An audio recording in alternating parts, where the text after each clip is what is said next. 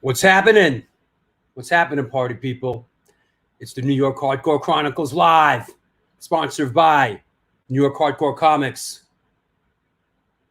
Who else? I'm drawing a blank. New York Hardcore Comics, the Texas Silva Rush, the Organic Grill, and Chain Reaction Records and Skateboards. I hope everybody's well. Excited about today's show. That last show was pretty fun. You know, my dad got on my case about the last show. He was like, that was the first part of it with the politicians was good, and then it really went it really sort of went unprofessional with it. And I was like, that's about the most fun I've had on this show in a long time. It was great. That was a lot of fun. And a lot of those suggestions on people to come on the show, you're going to see. They're coming on the show. So what's happening out there? London calling. What's happening? Andrej, how you doing? Drew, do you know who is Ian Ellis? I don't know. Who is Ian Ellis? Maybe it's me. I am Ian Ellis. What else? Upstate Rick, what's happening, bro? What's happening, John Berry? In Leeds. Chris Hoffman in Arizona. Huh. There you go. Must be hot like fuck. Sarah in the UK, what's up? Hi, Tanya. How's the Lower East Side? Hey, OG Organic Grill, what's happening? Is that you, Vlad? Organic Grill, is that you, buddy? Hold on. Where's my I was so busy bullshitting before the show that I kind of spaced. Hold on. Oh yeah. Okay. Hi. This one's for you, Vlad. Organic Grill's a vegan restaurant located in the East Village of New York City at 123 First Avenue, featured in New York Magazine, the New York Times, and Veg News. Their dishes have won numerous awards, including Best Veggie Burger. They make their own cheeses, sausages, and burger patties, and every dish on the menu can be made gluten-free. This year, they're celebrating their 20th anniversary, and they are all about having a great time while enjoying amazing, clean food. After 3 months of being closed, they're now open for deliveries. Get in touch with them and order some great food at www.theorganicgrill.com. You know what I'm saying? Can you hear me now? What's up, Greg? How you doing? What's up, Carlo? Hey, let's keep it popping. Let's keep it. We got a lot of people to come through the show today, so let's get cracking right away. What's up, Steven? How you doing? What's up? How's everybody doing? Everybody's doing it, bro. We're doing it. We're doing it. Doing it. Doing it Bruce Lee style today. There you go. Wow. Wait, is that? Let me see. Is that? Looks like he's all cut up like Mr. Han. What was that dude's name in Enter the Dragon? What was that dude's name? Not Mr. Han. Mr. Han? Was it Han? Mr. Han, I think. I see Hoya nodding backstage. It was Mr. Han. Not to be confused with bullshit, Mr. Han, man, right? that was You're here and I'm here. Isn't it our time? Who was that? That way. I got a photo of that. Hold on a second. That was what was his name? Times. What was the black dude's name? Hold on. John Saxon and what was his name? I got to see if I have this photo because I just saw it recently. No, I guess I don't. Anyway, it's a weird starting off weird. Forrest Whitaker, yeah.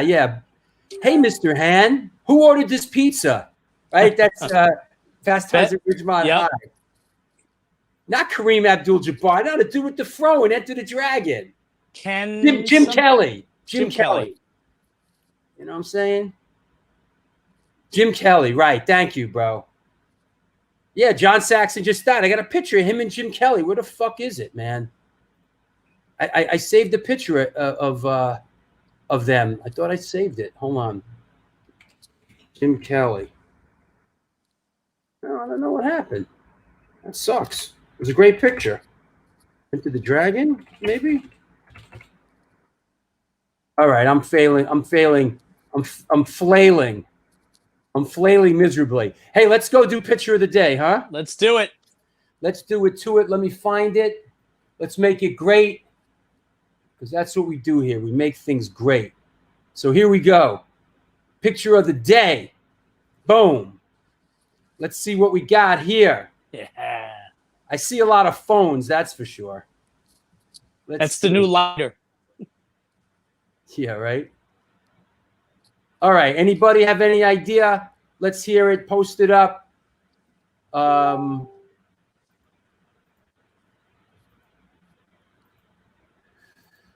on. I'm like in a haze today. That's all right. Okay. All right. Let's see. Hold on. Drew is taking MAGA back. All right, here we go. Mike. Suicidal.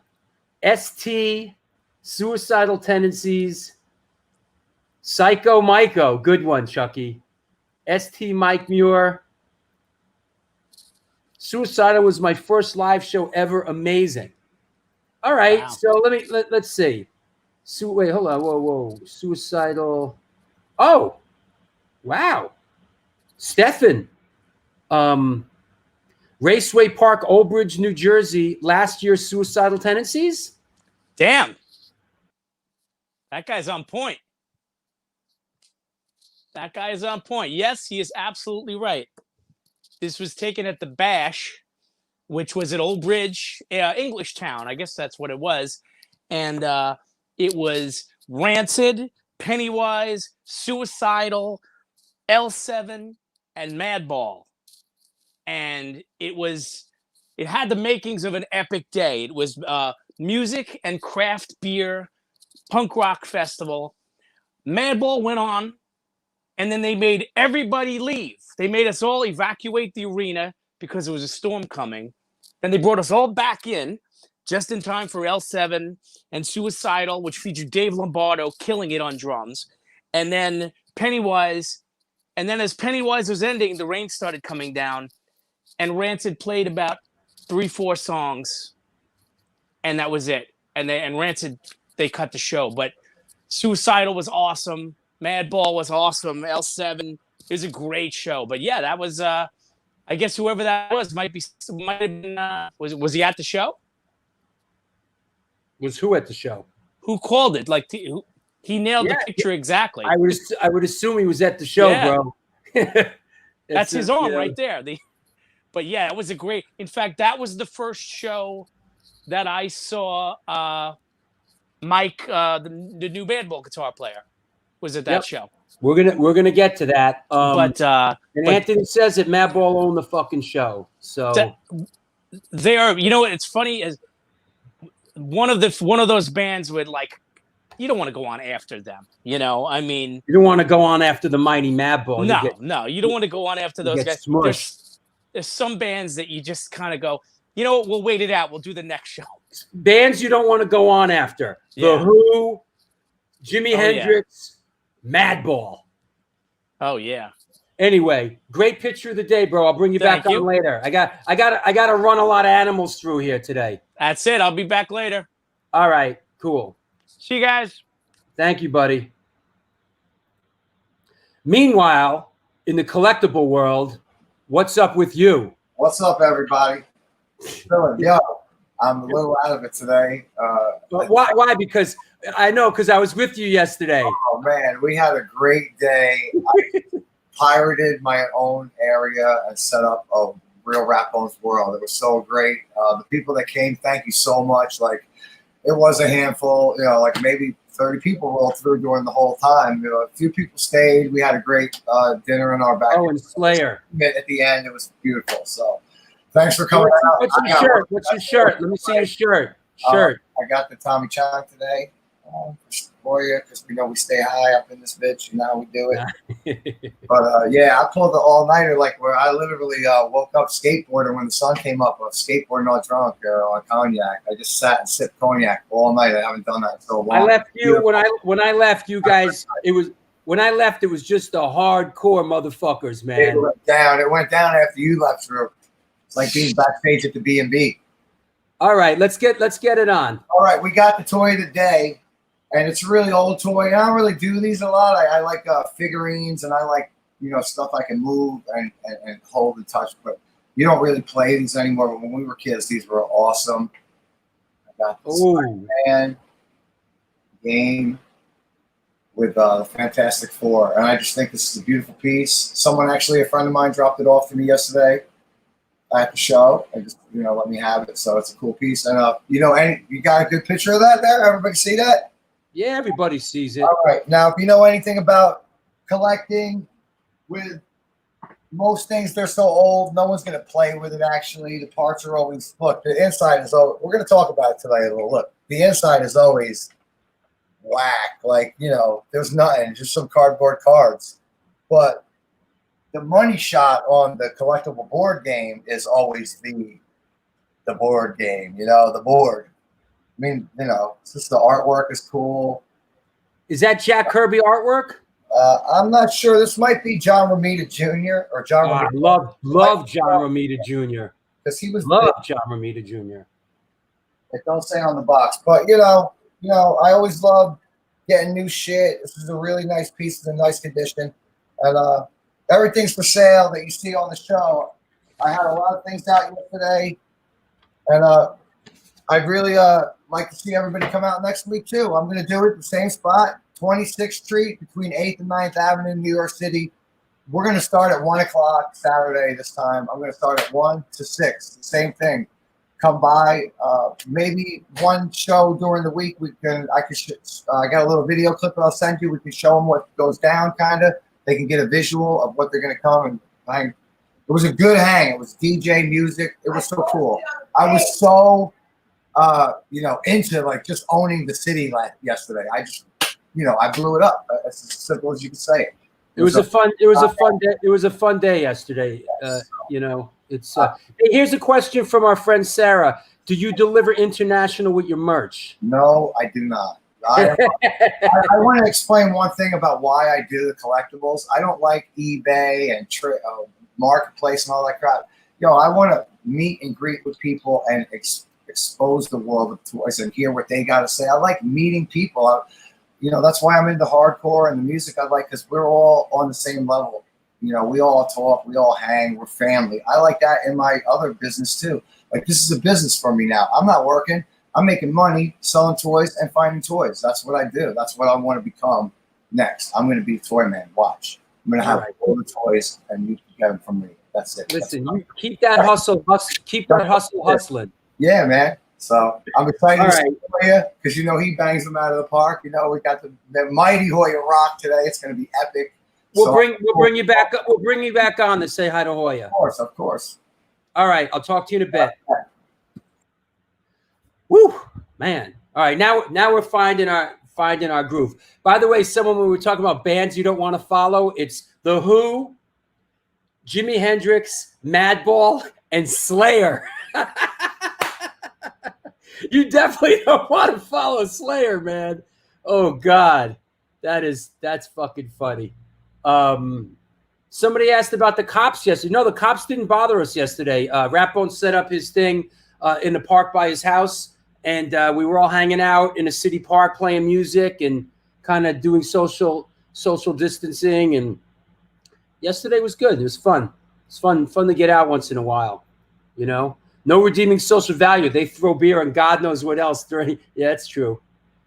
What's that? Poland is here. We could start the show. Poland is here. All right. I love how many people in Poland watch the show. What's up with that? A lot of people in Poland and the UK watch the show. What's up with that? I'm feeling our people in Poland. We'll talk to Hoya about Poland, man. You guys go over there and mush it in Poland. Anyway, I want to talk to you about, real quick, and then we're going to bring our guest on. Want to talk to you a little bit about Chain Reaction Records. Chain Reaction Records and Skateboards are located in Lakewood, Colorado. It's the Rocky Mountain headquarters for all things punk, hardcore, and metal. Established in 2014, They have the largest selection of record CDs, shirts, stickers, patches, and accessories. Accessories.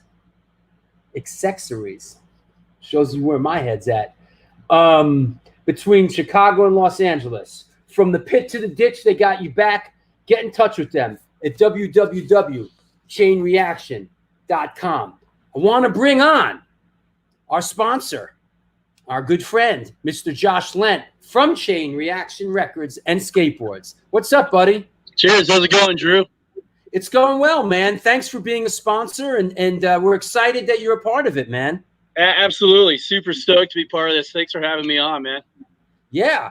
Give us a little recap about your place, where it is, what's the vibe. Give us a little nugget. Yeah, for sure. So, I mean, we'd go on tour. We'd be all over the country and see these record stores that were like destination spots, whether, Cash for Chaos in Vegas, Extreme Noise up in Minneapolis, Radiation Records, Dr. Strange, etc. And knew that Denver kind of had a void there. There was a gap, and so we decided to fill that gap several years ago, 2014, August. About 2 weeks, we celebrate our anniversary, and so we've been pouring our heart and soul into this and any money made goes right back into the shop to keep it growing, keep it expanding. But it's a shop for metalheads, hardcore kids, punk rockers, skaters. By dudes that are into all that same stuff and have been for life. Cool. And I'm excited that you're on now and you're a sponsor, because we're gonna do like I think maybe every other show we're gonna do like a what's new, like what's coming into the shop. So sure. Like give me a little something today. Well, anything just come into the shop, something new, something exciting? Yeah, this record was really a surprise. The new DOA album, man, it's solid. I've been flipping it over and over and over and over. Can't stop listening to it. And I was a little reluctant to pick it up at first, just because DOA has been kind of hit or miss for a lot of years, and they got more into kind of rock and roll, punk and roll territory there for a while. But this is a good hardcore punk rock album. They do don't let this throw you off, but they do a great cover of Hey Hey My. Well, Joey Shithead is he's like a council member up in Canada. We're old friends. I reached out to him recently. He's a busy guy, but I definitely like to get him on the show, man. Yeah, he's a really cool guy. Got to meet him. He's always been a good dude, man. Good dude. Yeah. Yep. Cool. Well, hey, man, I want to thank you for being a sponsor and welcome you to the show. And we're going to have a lot of fun together. We're going to do a lot of cool stuff. You know what I think we should do? We should do a skate show. Like I'll get some skaters on the show, some name guys. And that'd be cool. We could pull some boards off the wall and stuff. I mean, you've got the New York legend, Harry Jumanji, running around that city somewhere. Yep. Unless he went back to Brazil, but last I heard he was still in the city. Here's you can see our friend Ryan, new DOA. I'm from Canada. Legends here. Hell yeah. Yeah. Oh, here you go. You got a little here too, man. Josh rules. Fuck yeah. Chain Reaction, bro. Okay, there's old Pepe. Yeah. Oh, here you go. Chain Reaction Records is a great store. All right on. Thanks, Johnny. Yeah, man. We get who's this? Oh, gotta get Joey Shithead and Cretan from Dayglow Abortions. Okay. That'd be a trip. Yeah. Yeah, I'm thinking let's do a skate thing. We'll do a skate show with some skaters that are connected to hardcore and stuff. Yeah, that'd be killer. Cool. Hey, thanks again, man. And listen, just want to introduce you to the gang, and we'll see you soon. Right on. Thanks, everybody. Be cool. Take care, Josh. All right. It's the New York Hardcore Chronicles Live, sponsored by Chain Reaction Records, The Organic Grill, New York Hardcore Comics, and then the Texas Silva Rush. Vinny Stigma's cousin. They're going to be coming on the show soon as well. Before we get into our guest, I just want to remind everybody of a couple shows coming up. I'm coming up. Here we go. Next up on Wednesday, Todd Friend from H2O. What's up? We get into some H2O stuff and some other stuff. So Todd's coming up, and then a week from today, 1 week from today is No Redeeming Social Value. They have a new record coming out, Wasted for Life. So, you know, those guys are always a lot of fun and a couple laughs. Yo, then we got the big 50th show coming up with Don Airy from Deep Purple, Rainbow, Ozzy Osbourne, Black Sabbath, 50th show. It's going to be epic. Can't wait for that one. Get your metal on. Wah! Can't wait. Looking forward to it. Really looking forward to talking to Don Airy, man. Played the intro on Mr. Crowley. And then, you know, we talked about it the last show. You asked for it, you got it. Astoria Queens represent. Mike DeJean coming on the show. So that should be great. Also, just want to say that, you know, you talk, I listen. People made a couple suggestions. Want to let you know right now, announcing this, Alan Robert from Life of Agony is coming on the show. A couple people requested him when we had our throwdown after the politicians. Alan Roberts coming on the show. So that should be pretty badass. And then, of course, we got Charlie from Judge and Gorilla Biscuits. I'm booked, man. My shit is booked. And then we got our buddy Phil Caivano. Love Phil Caivano from Monster Magnet and Blitzspear. And also, I want to announce another brand new show. Joe Songo, what's up? Outburst. Another Astoria Queens native. This should just be the Astoria Queens show. So lots of things popping on the show, man. And you know, I'm really grateful. Yeah, man. Good. Yeah. Good score with Alan. Hey, listen, you know, every once in a while we got to do like who do you want on the show? And we'll do what we did on the last show. Because listen, you know, it's all good. Yes, Joe's a legend. That's right. Good fucking shows coming up. Listen, I'm trying. Hi, Gina. I hope you're well. Yes, Life of Agony. It's going down for sure. Oh no, Janet Steinberg's watching my show. Hi, Janet. Wow, Janet Steinberg's like one of the first girls I ever kissed. I think when we were teenagers. Wow, up in the Bronx. Hi, Janet. Nice to see you. Nice to hear you.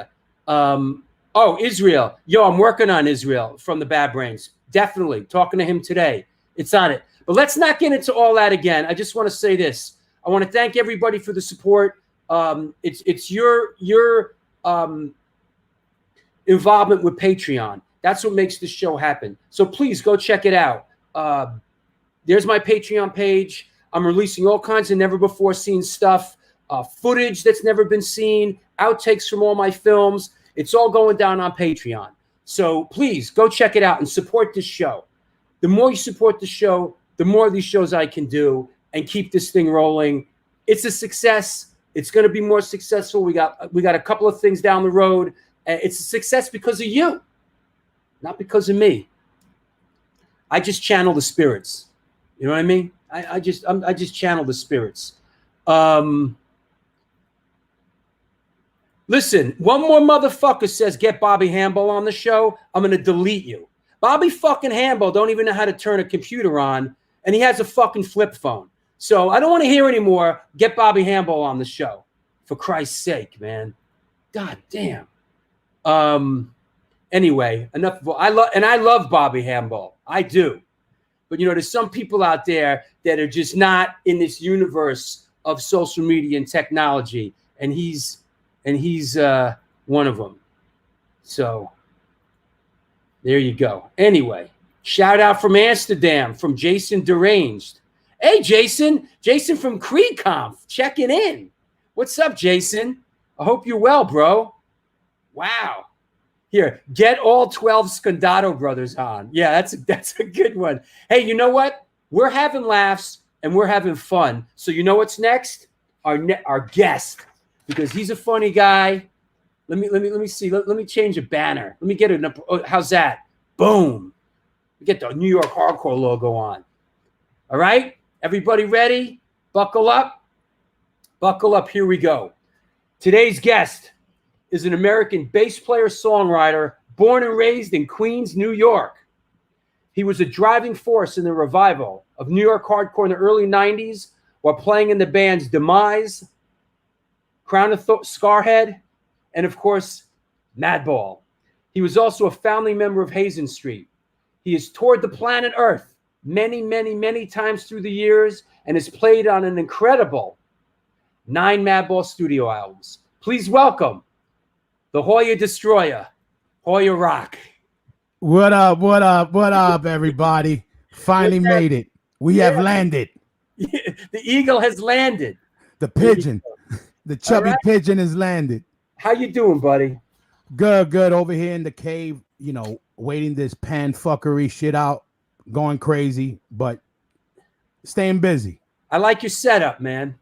Yeah, trying to get with the times. Like for everybody who don't know, they will know the Smoking Word podcast is back. There you go. Had to come correct, so I got the real microphone going, trying to get my sexy on. Good.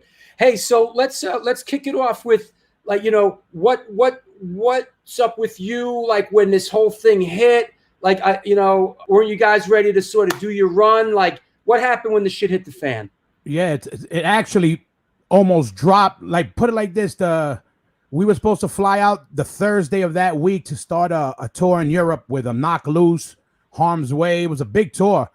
And the lockdown happened that Wednesday, literally a day before we were supposed to fly out to Europe. So, we were literally one of the last flights probably cut out, you know what I mean? And been home ever since, man, ever since this shit, waiting it out. But yeah, crazy shit. Yeah, and like I've said this before, you guys, those festivals in Europe, man, that's like your bread and butter, right? Absolutely. Europe's our second home, period. You know what I mean? And and everybody knows, the scene out there is just bigger. It's just, stronger, bigger, and it's definitely the lifeline for us. We're a family business, you know what I mean? Yeah. And we're like the Partridge Family. You know what I mean? Yeah, like right. We're a traveling family that, that we tour. That's how we make our money. We don't make money from record sales, from a royalty. I don't even know what a royalty is. I think it's Queen Elizabeth, right? That's royalty. But it's definitely, and it's as a second home. We've been going there since 93, on a regular. Well, we'll get into that, but a little bit now is like you guys put in work, man. You guys, I mean, you really built that. I mean, it's not like you guys went over there once in a blue moon. Once you guys really got established as a band, you were going over to Europe sometimes 2-3 times a year, right? Yeah, we basically been doing that for 23 years, 24 years, yeah. 2-3 times a year without stopping. You know what I mean? Yeah, it was one of those things that we loved what we were doing. We were playing, and we would play, and we still will play anywhere that they want us. If you want us, we'll make, if we can make it happen, we'll show up. And Europe always had, it started with a Germany and then a Holland and then, a Belgium. And then, you got into, places like Indonesia, New Zealand, Australia, Russia, Chile, you name it. When they ask for us, we rock. Yeah, here's our friend Fernando D says, hello from Argentina. Hoya, come back. Yeah. He's a little fact about Argentina. That was when I joined Madball, that was the first trip I made out of the country. We did a tour in Argentina, which is one of my most memorable and most fun times I've ever had in my life. And that was, I think, 93. We had set it off on cassette, the promo cassette. So it's been a while. Wait, hold on. I have it. Wait, I gotta, because I love that. Hold on, I got it in here. I don't. How about? I know this is the. I know we're gonna get to this shit, but I forget sometimes. But just this is something that I came. I love the Set It Off cassette because it's the full. I never saw this. The full photo. Yeah, it's pretty cool. Yeah, I remember when we had, looking for the cover, Howie Abrams. What's up, Howie? He basically we had some pictures to look at, and the minute we saw that, we were like, oh, that's the picture. And we were like, just make the gun bigger. That's what we ended up cropping it to.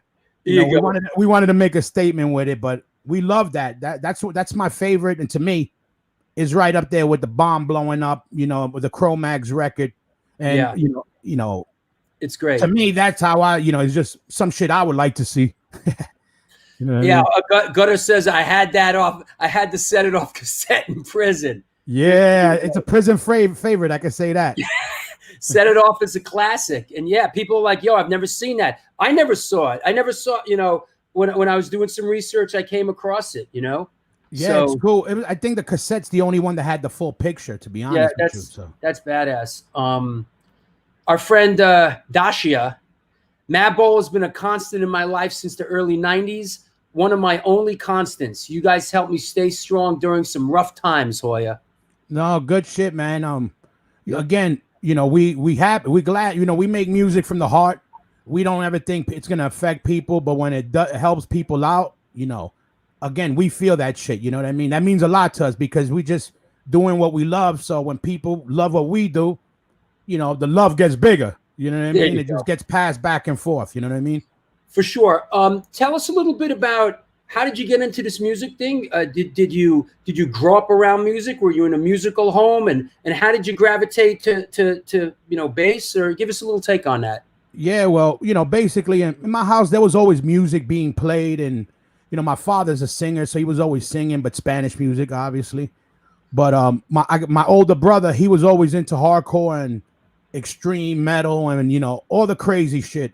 So it was always in the background playing. I grew up with hip hop, so I always had hip hop, listening to hip hop, and in the next room my brother was blasting, Agnostic Front and Celtic Frost, Hellhammer demos and shit like that, like real obscure shit. Yeah, and so that was always in Black Sabbath, which is my favorite band. They were always in the background, and then when I got about 11 years old, the metal and hardcore started leaking in my life a little bit more, and the bass just came in. I never wanted to be, said I want to grow up to be in a band and blah blah blah. It was basically a couple of my friends. We were together. We said, "Yo, let's start a band." All right, what are you gonna do? We went around the lunchroom table. We were 11 years old, and we're like, "What are you gonna do?" And I said, "Bass," because my brother always wanted to play bass. So I said, "Fuck it, if he wanted to, it must be cool." So I want to play bass. So I kind of fell into it, That's it. That's kind of how it went back in the day too. It was like, even you start in a hardcore band, it's like, okay, that's how I ended up being a singer, because I had the biggest mouth. You know what I mean? It's like, and like you were the most well-built, sturdy guy, so you end up holding it down on bass. You know what I mean? And best-looking guy. Yeah, so because the bass player got to be, that's the backbone. That's the freshest sexy. The lunatic, the always unstable dude, he ends up playing drums. Yeah, yeah, exactly. Or singing. You guys are weirdos too. Yeah, there you go. So you grew up. You're born and raised in Queens, Manhattan. Well, I was born in Manhattan, but we left when I was about 5-6 years old, and I basically grew up in Queens, Corona, Queens.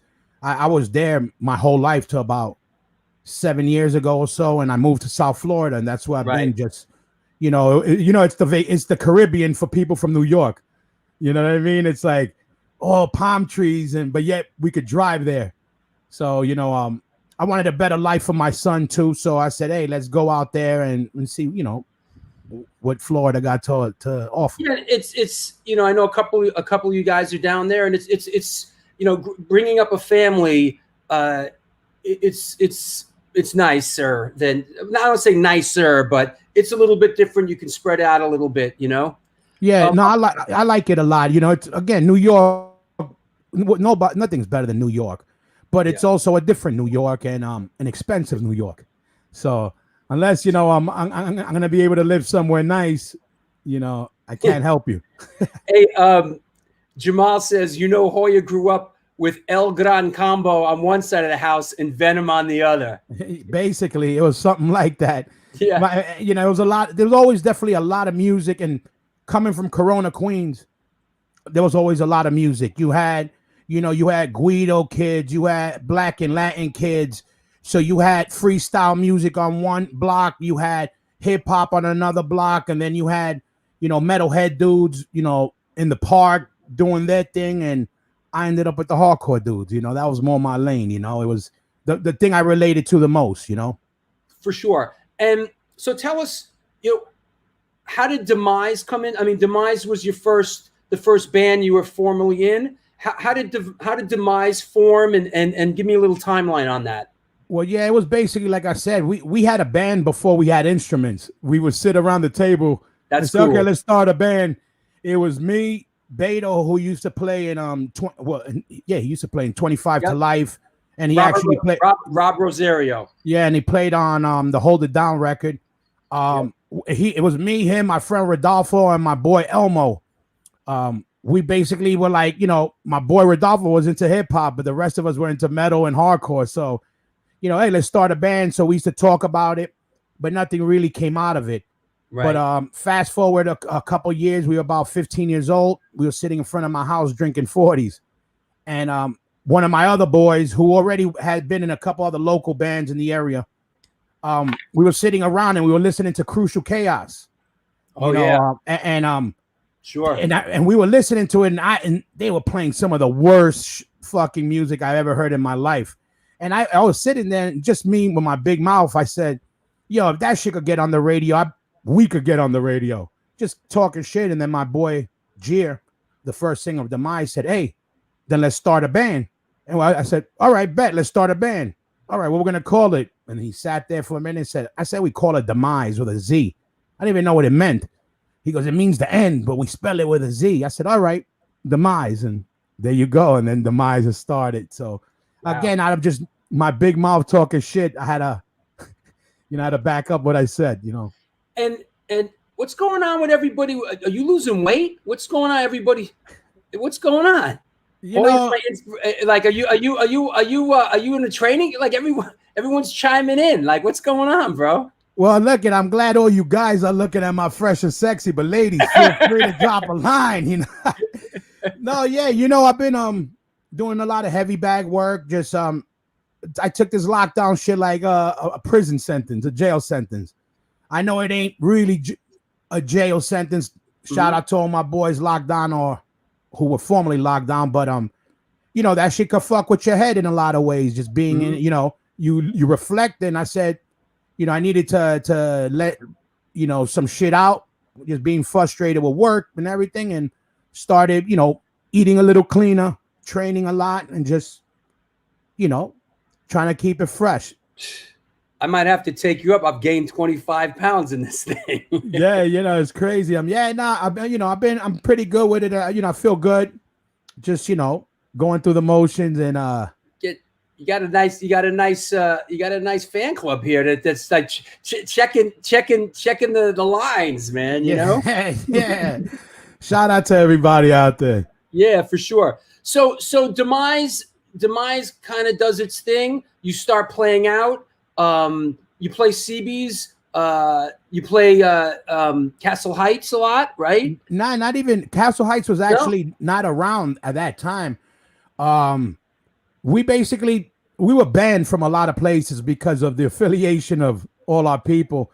Yep. So basically we played CBGB's, like a couple of thrown together spots, like that would have we played like a Chinese restaurant on 42nd Street one. Like it was that type of shit. And there was one other club in Reading, Pennsylvania called Unisound. They were the only club that would book us.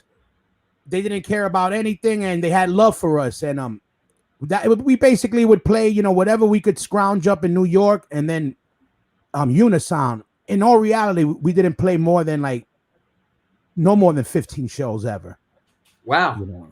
It's like really it's one of those things and as time has progressed, it's like you think that Dmize had a 10-year career. Oh yeah, no, it was it was also the time, the time of the music in general. We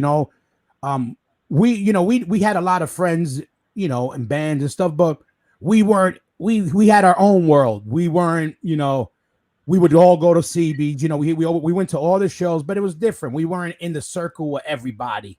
So we had to get shows. All the shows we got were the ones we had to throw together ourselves. Nobody hooked us up. You know what I mean?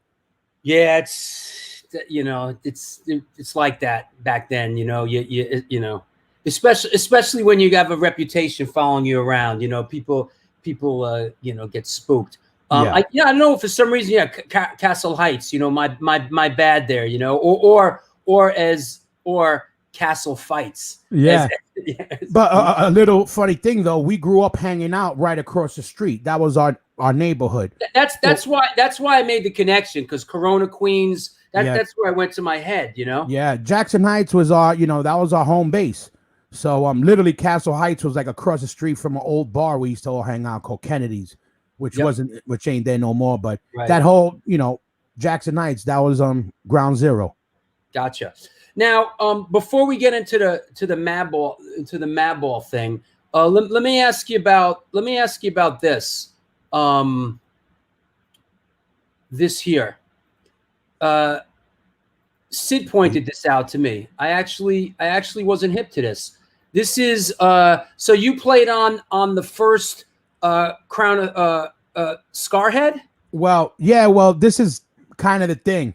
So the first thing thing Scarhead recorded was 2 songs for a compilation, and I had played on that. I was supposed to play on the album too, but I didn't. I don't remember why. Maybe because of Madball stuff already. Mm-hmm. But I actually was on the picture for this, so I was kind of in the band, but I didn't play on this record.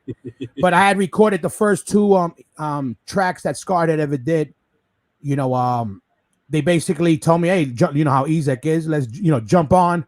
Yep. And we were actually tripping on acid when they called us to this. By the time I ended up in the studio, I remember Mike DeJean, again in Scarhead fashion, is like, learn the song in the studio. And I'm like, all right, just staring at Mike DeJean, and I don't even know how the fuck I did it, but I think it came out all right. Look at big Mike DeJean there, man, huh? That's my fucking bro. Mike DeJean. Mike DeJean's like skinny as a rail now, and I goof on him like I've never seen him eat anything. And like when we were around, like I'm eating, or when we were playing together, we order a pizza, and this guy's drinking a gallon of water, and like I go, yeah, that's DeJean's dinner, like a gallon of water, like. Ugh. Yeah, that's one of my favorite humans right there. Yeah, well, shout out to Mike DeJean. Yeah, we all love Mike DeJean.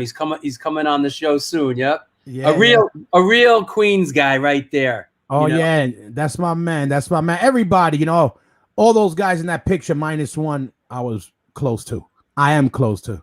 Hey, we have we got a friend of ours that wants to a special guest wants to come on and say hi.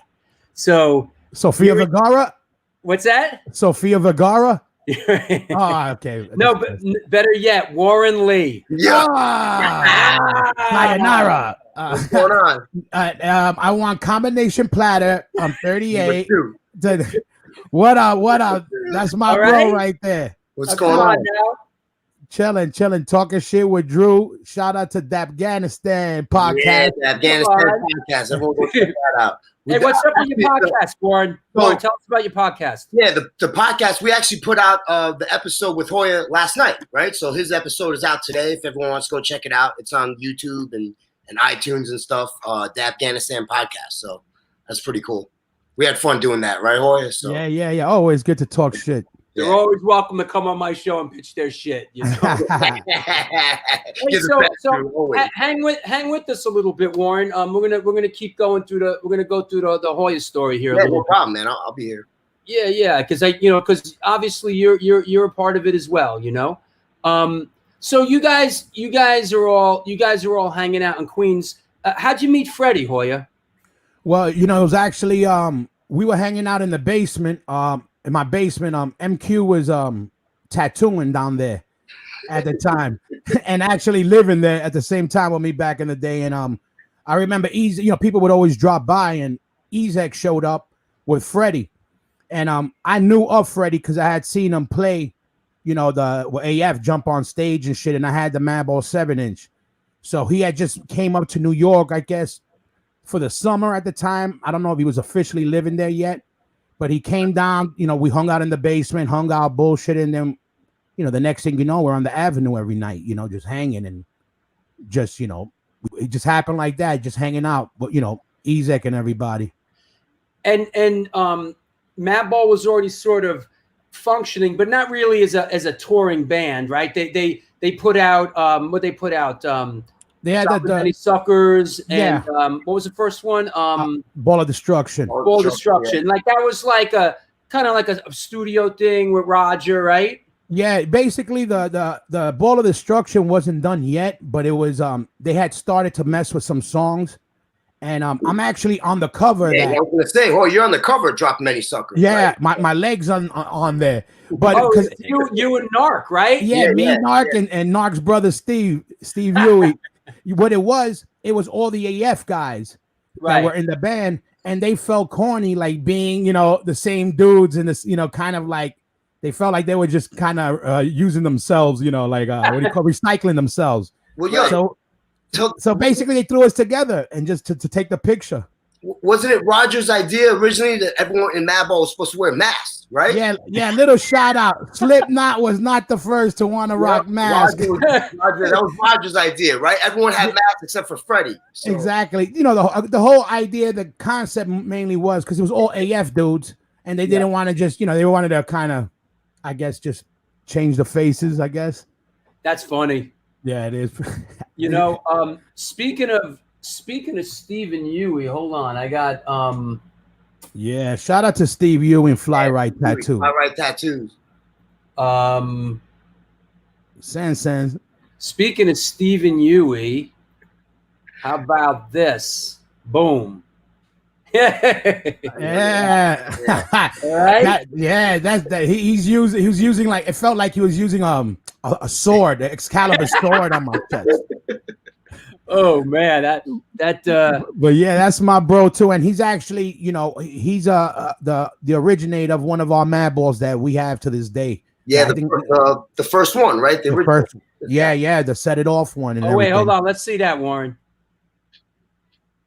That's the girl. Oh yeah, there you go, on the elbow. There you go. There it is. Yeah, that's the one. I actually got to get mine, so I got to get up with Steve. Steve actually did this tattoo as well, right? So yeah. We keep a lot. That's the whole thing. You see, there's always a Chinese guy, a Japanese guy, Filipino guy. Keep it mixed up to him. We keep that shit Asian and sexy. Well, I think you're a Madball sweatshop, bro. Yeah, you know how it is. I think, you guys coming out of Queens, one thing that I always liked about you guys is that you were an eclectic mix, and I always respected that and appreciated that. Being a New Yorker myself, it's like, man, you guys had a real eclectic mix, and I thought that was really great, man. Color didn't matter. We just hung out with each other because we liked each other, right? Yeah, you know how that is, especially with like hardcore music. Is like there's very few of us as it is. In the big scale of things. So when you would meet somebody with you see somebody with AF boots or, a Cro-Mag this or a Leeway that, it was like just connect. Secret society, you didn't even have to know much. You knew like, okay, you're on the same wavelength automatically in a lot of things, so again, and also me being a Latin guy, playing in that, there's always been Latin guys in hardcore music, but they weren't always the most Latin looking guys. Yeah. Like Roger I thought was a white boy. Yeah. You know what I mean? But that also gives guys like me. Yeah, it gave other guys that weren't white or whatever you want, Anglo or whatever they're called nowadays. But it also is another connection. When you heard, Lombardo was fucking Cuban, you're like, oh shit, all right, it kind of helps you feel a part of something when, in all reality, your race shouldn't matter. But is that right? Warren went to Forest Hills High School and Hoya, you went to Newton. Warren was tatted up already in high school. Yeah, it was. I did start getting tattoos early, right? Like my first tattoo was 15, I think. So yeah, and I went to Newtown. So what Newtown used to do, we used to go to Forest Hills to rob and beat those kids up. yeah, you guys didn't do that once a year. You guys would come, and then Jamaica would come on another time, right? Yeah, So that's one of the thrills of going to public high school in New York. Oh, It's like it's like the other beef across town with like Aviation High School and those. Yeah, and Forest Hills had the prettiest girls.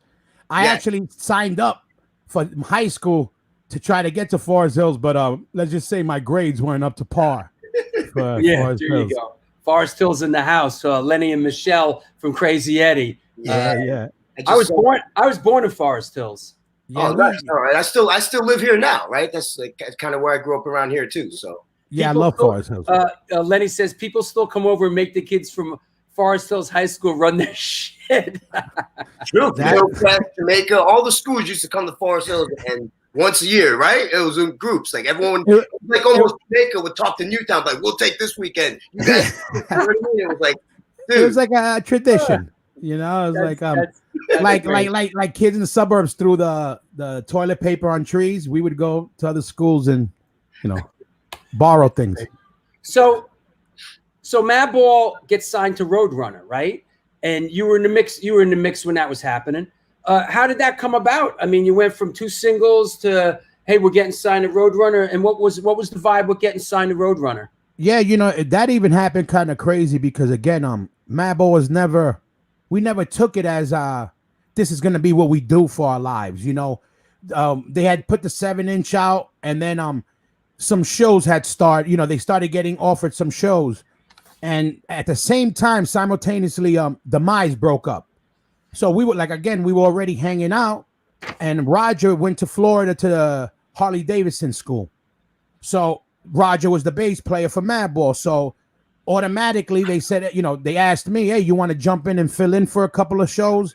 I remember Matty Henderson just telling me, yeah, it's probably just gonna be a couple of shows, maybe a couple of weekends, and then that's it. Yeah. 26 years later, I'm still here.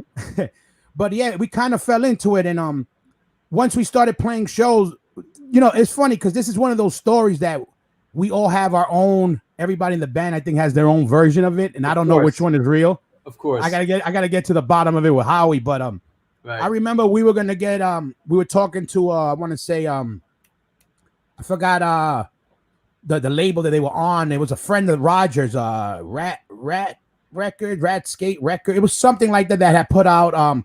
They were friends with Roger and everybody. And I think they were already talking about maybe doing the Madball stuff. This is my version in my head. It probably never happened, but this is what I really thought happened. And that's what counts in this life. I remember some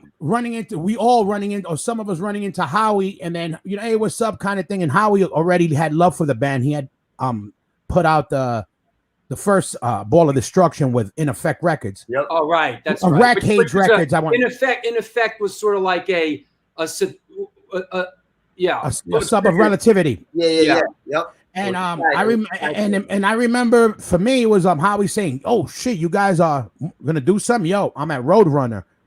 Basically, I just kind of remember the biggest metal label at the time wants to sign us. We didn't give a fuck what it was. We were like, really? Like they want to sign us? We're like, we would have signed anything, We were like, because again, we were just kind of doing it off the hip. You know what I mean? We were just having fun with it, and an offer came up. Yeah, and it sounded like a good thing to do, and we jumped on it. Everyone's asking. It wasn't Rat Cage Records. Rat Cage. Oh, Rat Cage. Oh, okay. That they put out Victim in Pain and that was Dave Parsons. Yeah. And I want to say that they were looking into doing something with Madball, and then we ran into Howie, and him, telling us to check out Roadrunner, and obviously Roadrunner was killing it at the time. They had everybody.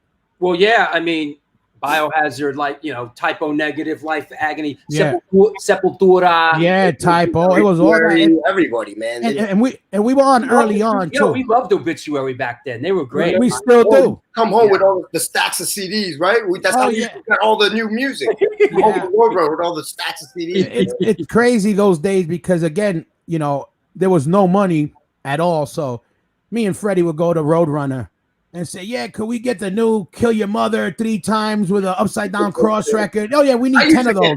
The Deicide, all those records. And basically, you know, we would get as many CDs as we could get, and we had people around the city that would purchase them for us, so we could have rice and beans and 40s.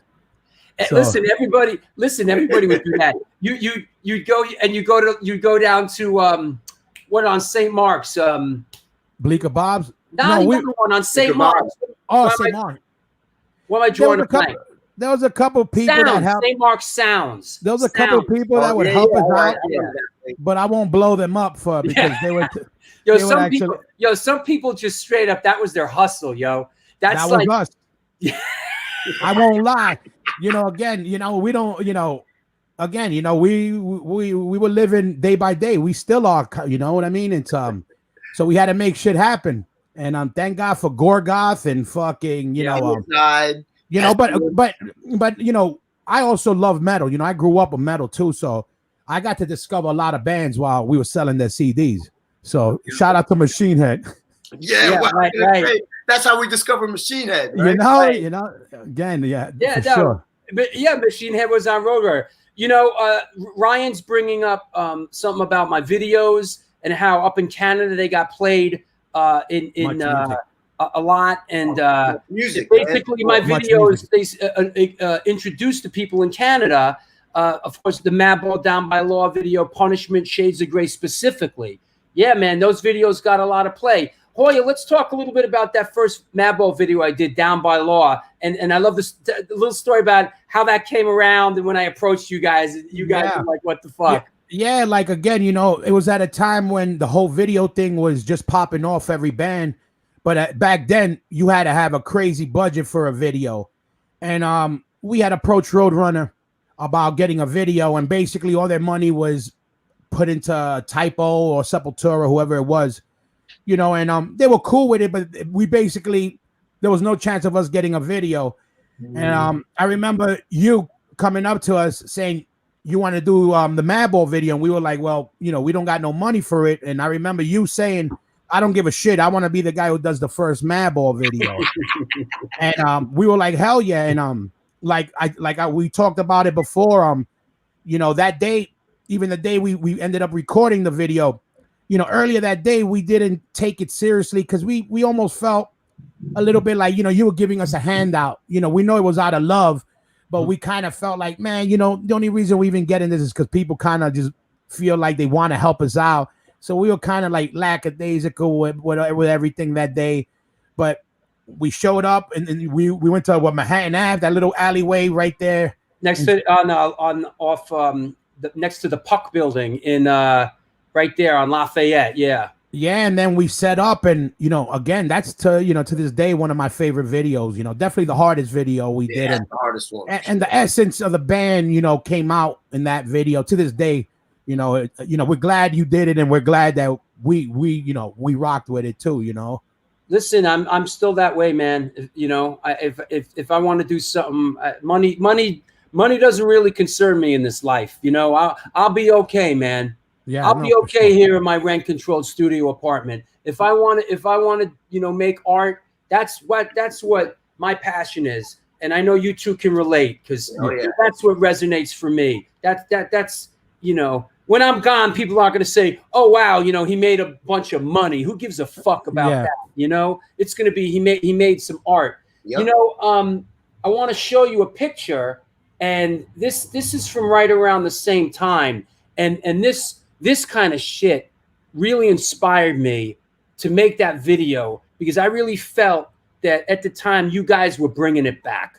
Because I'm a little bit older than you guys. I was a part of the first wave of American hardcore, and I saw it sort of, you know, I came in 81 and kind of saw it, you know, some changes happen. And to me, really at the very end, and I'm not trying to disrespect anybody or slam, but towards the end, it was sort of quieting down a little bit, you know? Right. And then I went and saw stuff like this. Yeah. You know, this is Madball at Wetlands. Yeah, Wetlands. I was gonna say Wetlands. Yeah, man. Those were some great times and shows. Yeah, look what's going on here, man. Like, you know. Oh yeah, it's amazing. A lot of faces. A lot of faces we don't have with us either no more. Yeah, look, right there, Boston Mike on the left. Yeah, my brother's on the right. Sick of it out on the right. Sick of it out. Yep. We got my man Lusty Lou from Brooklyn down there. Yep. We had a lot of, my man with the ponytail on the bottom left. I never knew his name, but he was all the shows back then. He looked like a Spanish guy or something. He was at all the shows. Yep. Yeah, great times. And shout out to Roy. Roy was doing sound. Roy is one of the best sound men we ever had. Us and fucking Tommy Prong. Shout out to Tommy Prong too. Yeah, for sure. But these were the kind of shows that, like, I as an old timer would see and just be like, man, I fucking love this band. These fucking guys are doing it. Like, I love this. I want to do something with you guys. And and we did that video, and it's still one of my favorite videos, man. Like, it's still, there's a couple of videos I've done and some of my films too that still, every time I see them, it still brings me back and still resonates with me. And Down by Law is one of them for sure. Yeah, those were good times, man. And that video again did a lot for us. You know what I mean? Like especially like we talked about in Canada and Europe. If we didn't have something, they wouldn't have played it. You know what I mean? Right. And it was at a time when videos were important for even the smallest band. Like now, everybody comes out the box with an album, a merch, a YouTube channel, videos. Back then it wasn't that easy to do. And if you didn't do that, maybe things would have been a little bit different. So I got helped that got played a lot in Europe too, man. That video everywhere, and especially Canada, like they talked, and Much Music had played it a lot. And Canada had an old relationship with New York, especially the east side of Canada, all the way up to Montreal from the AF days. Yep. And Canada in general. Montreal, like a lot Toronto. Of Yeah. Shout out to all my Canucks and Canadians or whatever, my loonies and toonies. Here you go. Here's our friend May. I remember seeing Down by Law and Headbangers Ball here in Europe with Vanessa Warwick.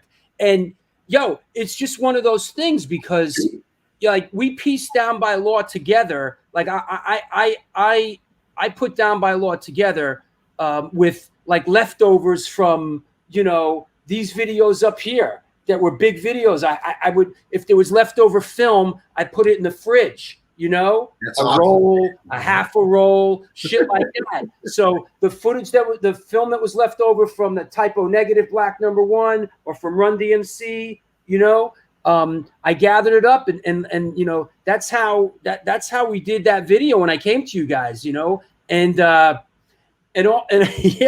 also it's funny because sometimes it's those videos and those records and those things that like are put together so. We put a little, and then it's like, boom! It influenced so many people in Europe. It was like, we shot in that alleyway, and a couple months later, I came to a CBGB show, and it took me a while to edit it, and it finally got done. And then Roadrunner, give him credit, was like, we love this, we want to use it. Can we buy it from you? And they gave me a couple bucks for it, which was cool. I was thrilled to see it get out there, and that led to hold on, let me see what extra tape, exactly. Well, extra film. This is in I got news for you, Ryan. This was in the days of film when you had to shoot film. Reels of it. No GPS. We had to go to shows with an atlas, a fucking big ass road map, and fucking pull over. We had to call on payphones to forward shows. Yeah, those were some fucking different times back then. Yeah, for sure. And the thing, and we've talked about this, but I'm going to mention it again, is that there's a couple of bands out there that I've worked with that, in my opinion, have been honorable. And a lot of times doing what I was doing back then in the music video game, and I think this holds true for people that are producers and Warren. I think even in your line of work, you work with somebody early on, and you help to put them on the map. Then they sort of get to the next level and you never hear from them again. And for me, Biohazard was not like that. Biohazard, man, they put me on early on and they checked for me after that. And the same goes for Madball. I did that video, and then when you guys did the next record, we did this together. And why don't you tell us what this is, Hoya? Yeah, that's the Pride video shoot. That was, as you can see, we had more of a budget, and again, you came out blazing with a lot of stuff. I know we had the opportunity to get a little money to do a real video. And again, we were a lot of things, but we always loyal people, and we always recognize when people looked out for us, and you were one of the guys that looked out for us.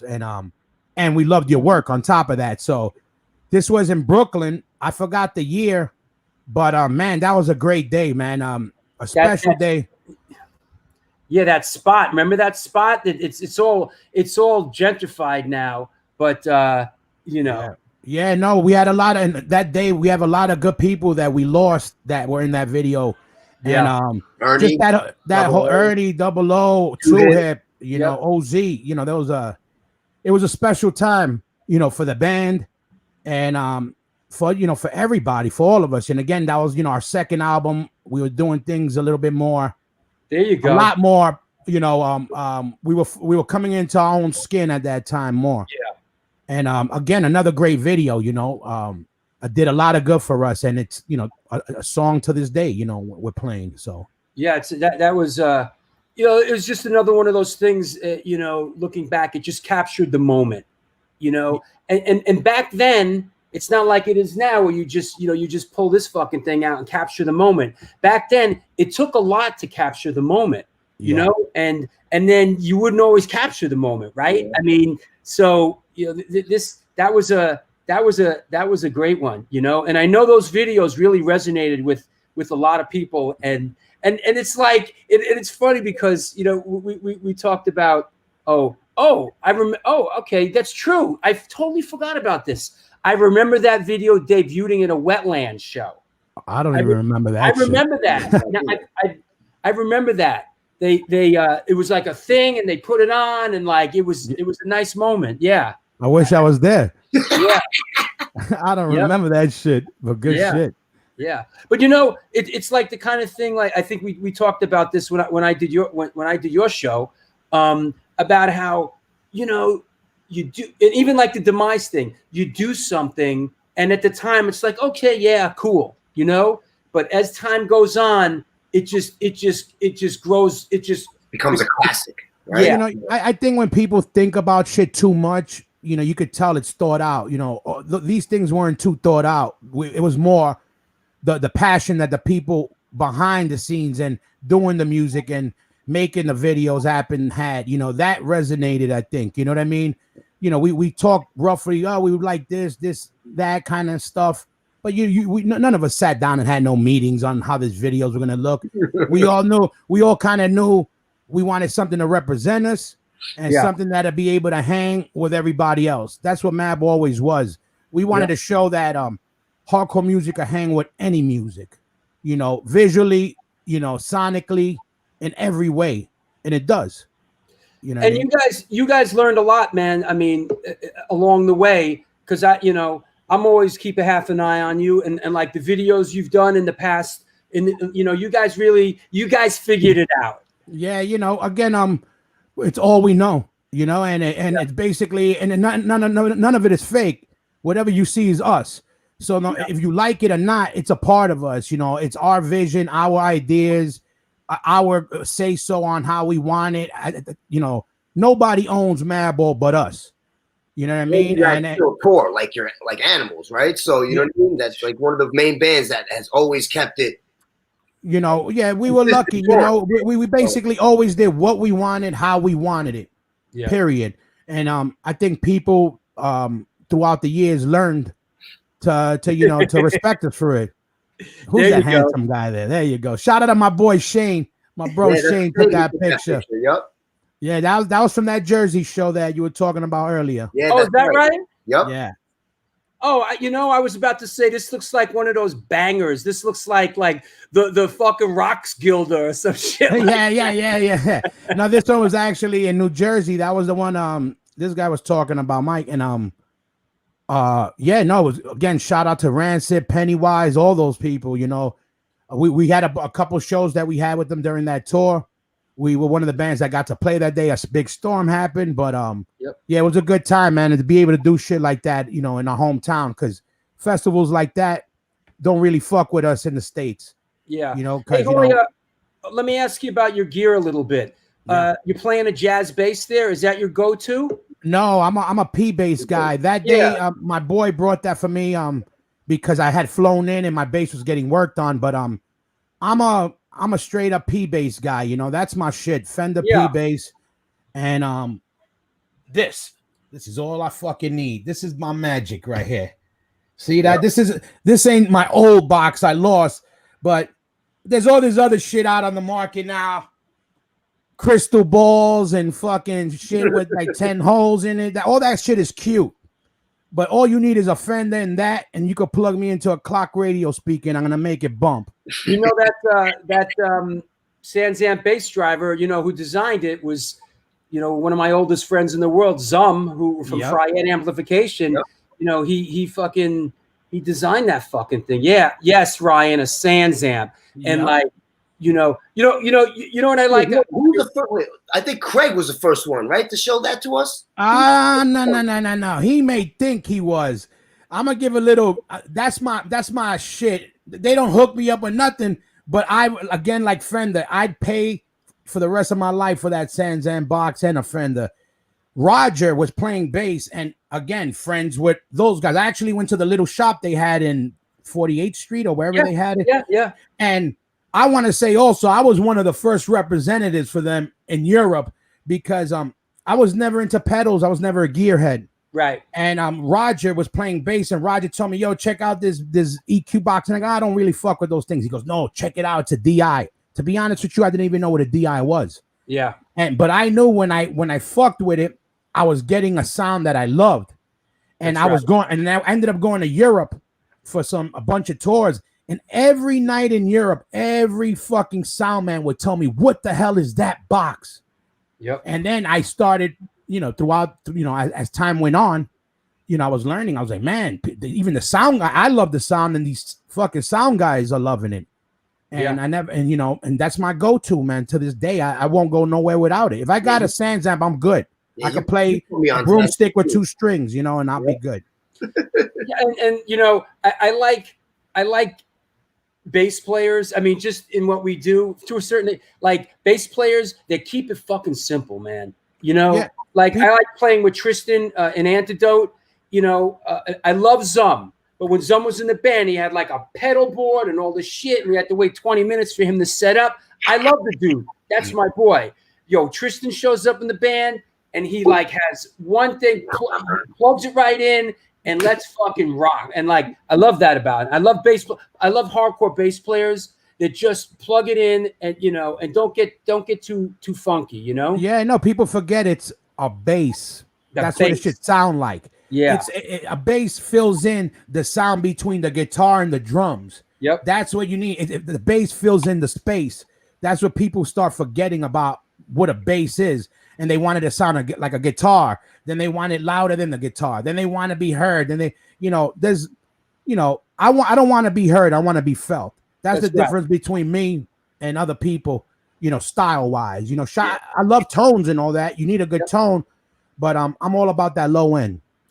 Well, and Hoya's tone's always been consistent over the years. It was like, between him and Scully, right? Those two guys had the 2 bass tones that everybody tried to mimic, right? So I like the one-on-one shit. You know what I mean? As far as that's Greg. This is one of Ezak's caps. Yes, this is. There's some other caps going around, but when you see this one with the drips, the CasaDeRock.com caps with that the NYHC with the drips by my man MQ1. You know it comes from the house of the fresh and sexy, CasaDeRock.com, baby. Oh man, you starting a fucking war right now, aren't you? Oh, I ain't man. starting war. I'm just telling facts what it is. When you see the drips, you know where they belong. Casa de Rock, baby. Hey, Warren used to pummel people in the pit with his bass. Good times. Yeah, Is that that's right, Hoya's. Warren? Were you- I guess at one show I jumped in the crowd with my bass at Bond Street, and Hoya's like dying for that video, right? I need that video. I want it buried with me. That's when Warren was in the infamous 25 to Life, right? Yeah, exactly. It's some no, great that was footage. out of line. That was What's before, that? 25 to Life. It was out of line. His old That band. was my old band, Out of Line, before 25 to Life. Right? Hey, look, people are shouting out your merch, Hoya. See? There you go. Shout out to everybody That's out there some who's good been shit, Hoya. supporting. There you go. Good. Oh yeah. Yeah. Hey, will you guys stick with me a second? Let me shout the sponsors out. I'll bring you guys back. We'll do record of the week. We'll bring Sid the Kid on. We'll have a laugh with him. We'll do record of the week, and then we'll take some questions. So hang with me a second. It's the New York Hardcore Chronicles live, sponsored by New York Hardcore Comics, The Organic Grill,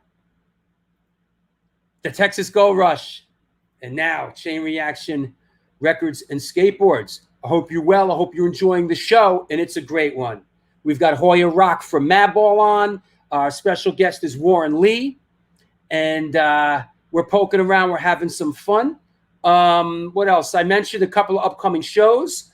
Next up on Wednesday, we got Todd from H2O. Then we got a week from today, we have No Redeeming Social Value. Then we got the 50th show with Don Airy from Deep Purple and Black Sabbath and Ozzy Osbourne. Then we got Mike DeJean.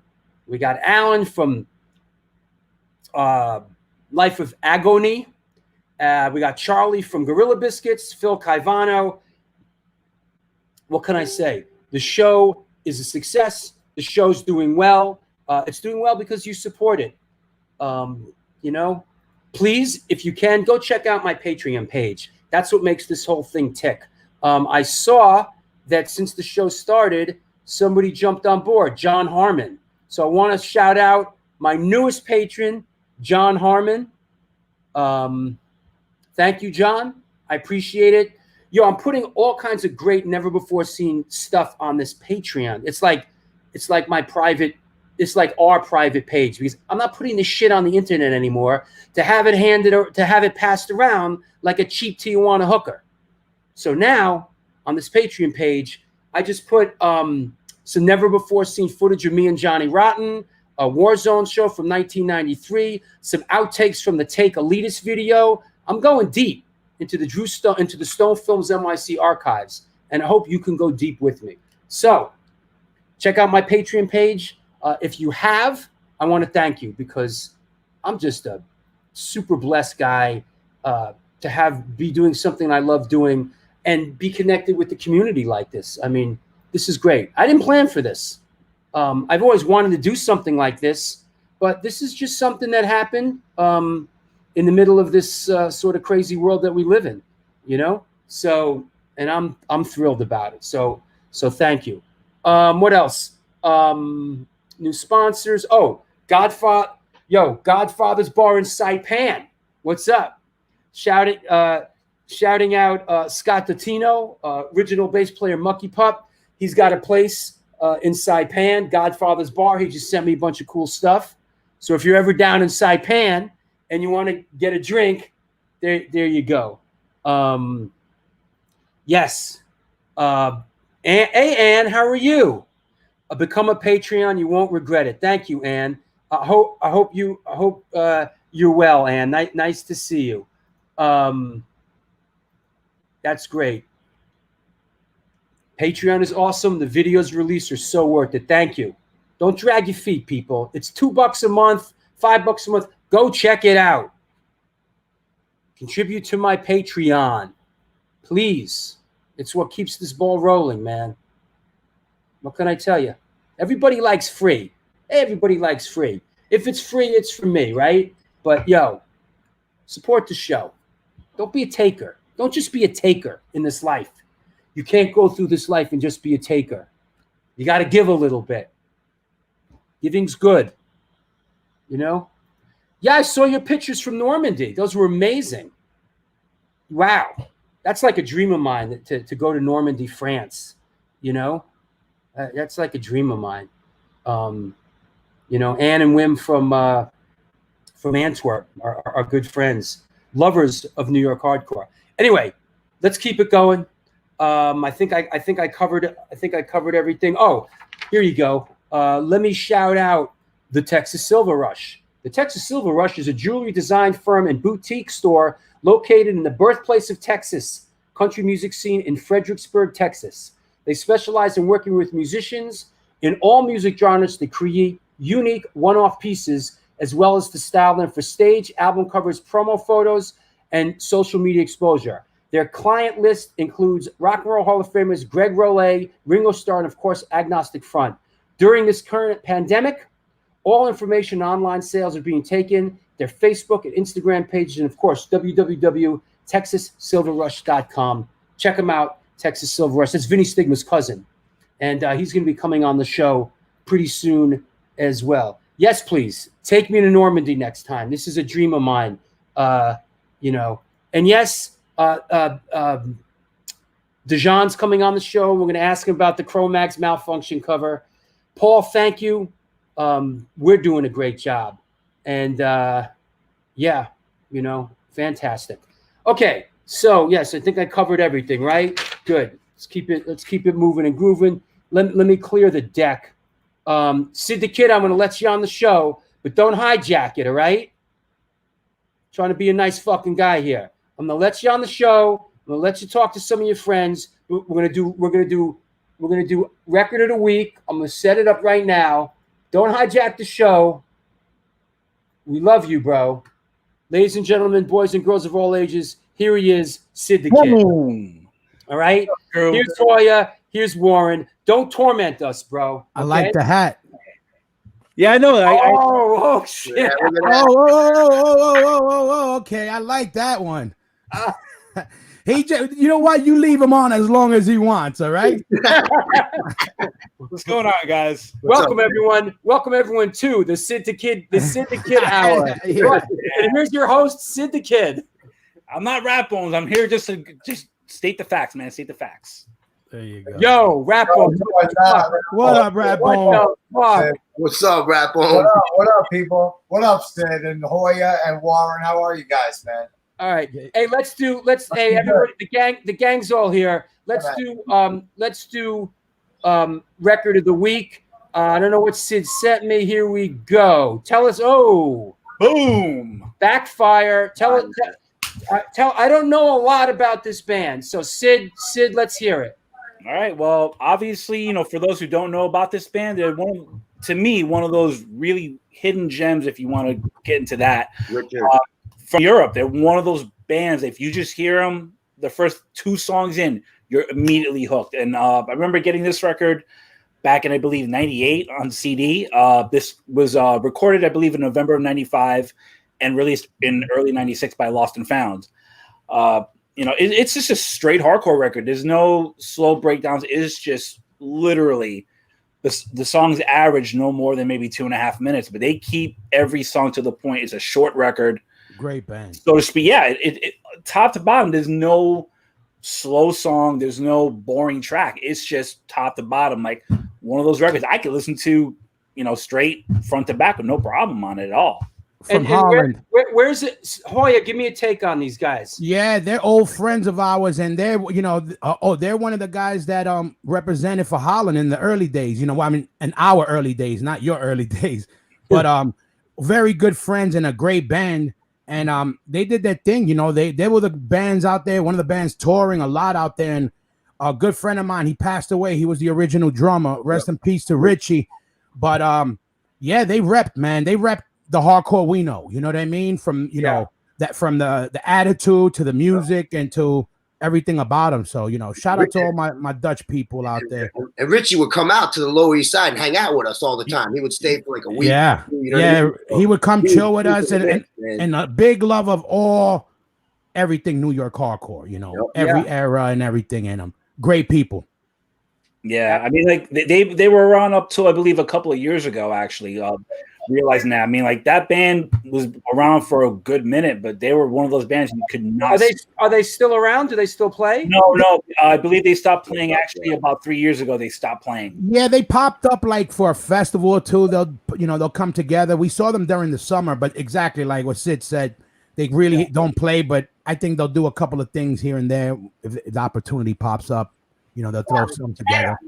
Rat Bones, you got anything to add? Yeah, like you, Drew. Not really a band that kind of slipped through the cracks on me, but I think I've seen them live. I think did they play the B&B? You know what? Not the B&B, but a lot of those guys, you might have met them when they were out here because they would come to New York. Some of them. So you probably met Richard back from you know what I mean? Back then. I mean, a lot of us. I'm an on the scene guy. I like to see my bands live, and I think hardcore should be seen live. So I listen to it at home, but I listen to other shit at home. But you know what, Rat Bones, you might be right. They might have played an early B&B. I believe they did. I've seen them. Yeah, you might be right. What's up, Junior? Hey, Luke. Yo, what's going on? Hey, Luke. What's up, Luke? What's up, Luke? Luke in the house. You have fun yesterday, Luke? Yep. Good. All right. Yeah, he helped me set up. Yeah. All right. Cool. Yeah, good one, Sid. Yeah. Guys, just in case, I'm doing my radio show this Tuesday at 7 p.m. Eastern Standard Time. Go on MixLR, look up SDK Sound System, and I got a lot of good stuff coming up, and I also have an announcement I'll say for next week. So,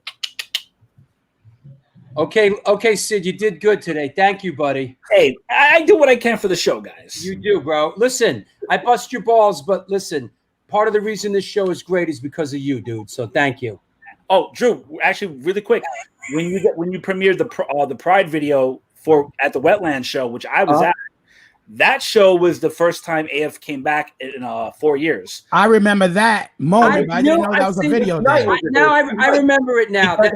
I filmed that set. I have that. Well, it's not uploaded on YouTube yet, but I was literally behind. I was behind Will for that whole thing. Wow, you got to put that shit up. Oh yeah, there you go. That's nice. A classic. Yeah, that was a great day. Again, I remember them jumping on stage and Roger jumping up for the first time. I remember it was his first time on stage for years. That was nuts. It was a great moment, for me, because 1 minute I'm looking, I'm an AF. Basically for a minute, you know what I mean? And the kind of thing. So, there's times Roger would jump on stage and I'd be playing with Stigma, Willie, and Maddie, and I'm like, I'm in fucking AF, you know what I mean? And I was like, I used to look at him when I was a kid. AF, man, you know what I mean? The first two Madball records, right? So, Well, I tell you, Hoya, by the way, just real quick, Backfire played B&B 08. There you go. Yeah, actually, no, that's correct. Yep. That's our solid fan base, But Hoya, back to the Madball thing early on. Like when I saw you guys play, like it was like some sort of a version of Agnostic Front in a certain way. It definitely had that spirit for sure. You know what I mean? And like that's the spirit that speaks to me. Like I'm for me, that original hardcore, sound does it for me. I'm a hardcore kid, Yeah. So that's why Madball, when I first saw you guys, I can say true too. And like Madball gave hardcore the flavor. That's it. That's the way to say it. You know what it was? Again, we all grew up with older guys that were in the scene before us, like Freddie with Roger, and Freddie just being around in those days also as a kid, and me having an older brother. We were brought up the right way with looking into the roots of the music and respecting it in a certain way. You did your thing, and when we became a band, we didn't push those morals because we felt hardcore was dead. It was just who we were. Yeah, we were like, of course we're gonna shout out fucking AF. Because AF, Freddie's on stage, and half the whole band was in AF. Yeah. So they were guys that got me into music. So we always shouting out, the originators, and we always will, because without them, there'd be none of us. We wouldn't have New York Hardcore Chronicles if it wasn't for guys like you and Roger and Stigma and everybody back then. Like them or not, they all had something you know, they were all a brick in that. You know what I mean? Yeah, and you know what? I think Matty was a big part of that era. I feel like Matty Henderson, like, you know, he put the bit of the bop. You know, give me a little take on playing with Matty back then. Yeah, you know, again, I learned everything I know from Matty, you know, and he was always a very technical player and all that, but he was never like that extra nerd with it. But he had, you know, the brain capacity to understand that. And he basically taught me about, you know, what to listen for. And the thing about Matty that what I loved was, you know, I was into a big head bop thing. I love a big pocket and a lot of groove. Yeah. And Matty also liked it.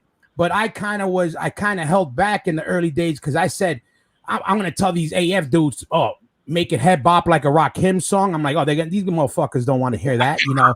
But that's what I would think. And Matty Henderson was the guy who'll be like, no, do it like you want to do it. And he would get it and then fine tune my shit. And coincidentally, he would play like I would play and I would play like he would play, our own interpretations of each other. And it, you know, it ended up working and just becoming the Madball sound. Yeah, for sure. I mean, Matt, see you. Bye, Rat Bones.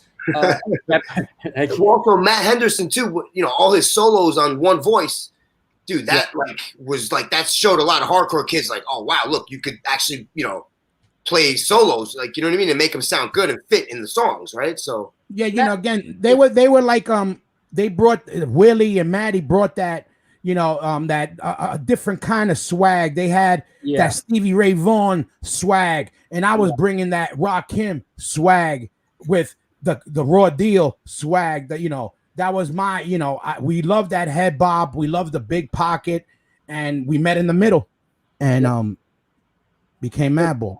Hey Sid, thank you, man. We'll see you later, okay? Thanks a lot, guys. Peace out, yo. Later, Sid. Okay, keeping it moving. That was good though. That worked out well. Yeah, One Voice was the shit. One Voice was shit on when it dropped, but now it's hailed as a masterpiece. I mean, yeah, when I first heard it, I was blown away, right? So yeah. But a lot of people weren't feeling that album for them at the time. I wasn't. Yeah, a lot of people didn't. Well, I wasn't. That was, you know, that wasn't my. In a certain way, you know, that was. I was already. It was. That wasn't. They were onto something else. You know. But now I love it. You're a hardcore kid. That's why. You know what I mean?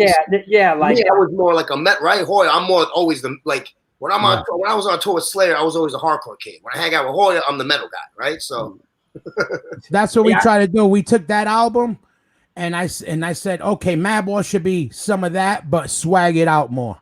Yeah. So we took ideas from that and, you know, put our own thing into it. Yep. Hey, let's talk about. I got a couple of pictures here that I want to be able to put up in the show. And let me just look at my notes. Want to make sure I got. Oh, you know what I wanted to ask Hoya while we're here. Tell us about who's playing guitar for Madball these days. Oh, my boy, Mike Gennari from New Jersey. A good guy, great guitarist, or great guy, good guitarist, however you want to put it. But you know, again, when we were looking for a guitarist, you know, we had my boy Dom from Born from Pain from Germany. He was filling in for us in Europe, and you know, again, we're more of a family than a band. So, you know, whoever was going to fill in the Mitz's spot, you know, we had to all feel good about him, and he had to be a killer guitarist. You know, there had to be a lot of factors in it. So we kind of waited for the right moment. And we were in Europe, and we had a show with our boys in Wisdom in Chains. And Mike was filling in on guitar for them. And we, you know, right away, you know, he's an easy guy to get along with. You know, we hung out and we watched him play, and he was killing it. So right away, light bulbs hit with Freddie and me. And then at the end of the tour, we would ask the Wisdom guys, what's up with this guy? They were like, yo, he's a great dude, you know, great to be on the road with. And they know us. And they were like, oh, yo, definitely. Was he in Wisdom in Chains? No, he just had filled in. He had played in some other, you know, a couple different bands. And this other band, Big Wig. They were like, oh, yeah, of course. Yeah, he had played with them a bit. Wow, I didn't realize that. Antidote's drummer Matt Gray played in Big Wig. All right. So yeah, he played. I don't know. That's the Pennsylvania shit, right? Yeah. He's from Jersey, but he, he would play in a lot of Jersey bands, right? And a couple different style bands, but great guitarist. And then when it was time for us to ask him, we asked him, and he jumped right in, and just we took it slow from there. And he's fam, and it worked out, man. I'm glad we waited. Yeah.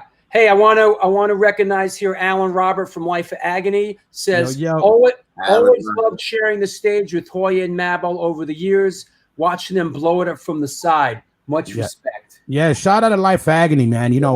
Also Life of Agony has a lot of history with not just with Madball, with AF guys. They had some AF's early cases and shit. I remember Life of Agony dudes had got that, and just a great band. And we again Roadrunner early days, same rooted, same background. So when we would get to meet up in Europe and shit, it was always cool, to link up.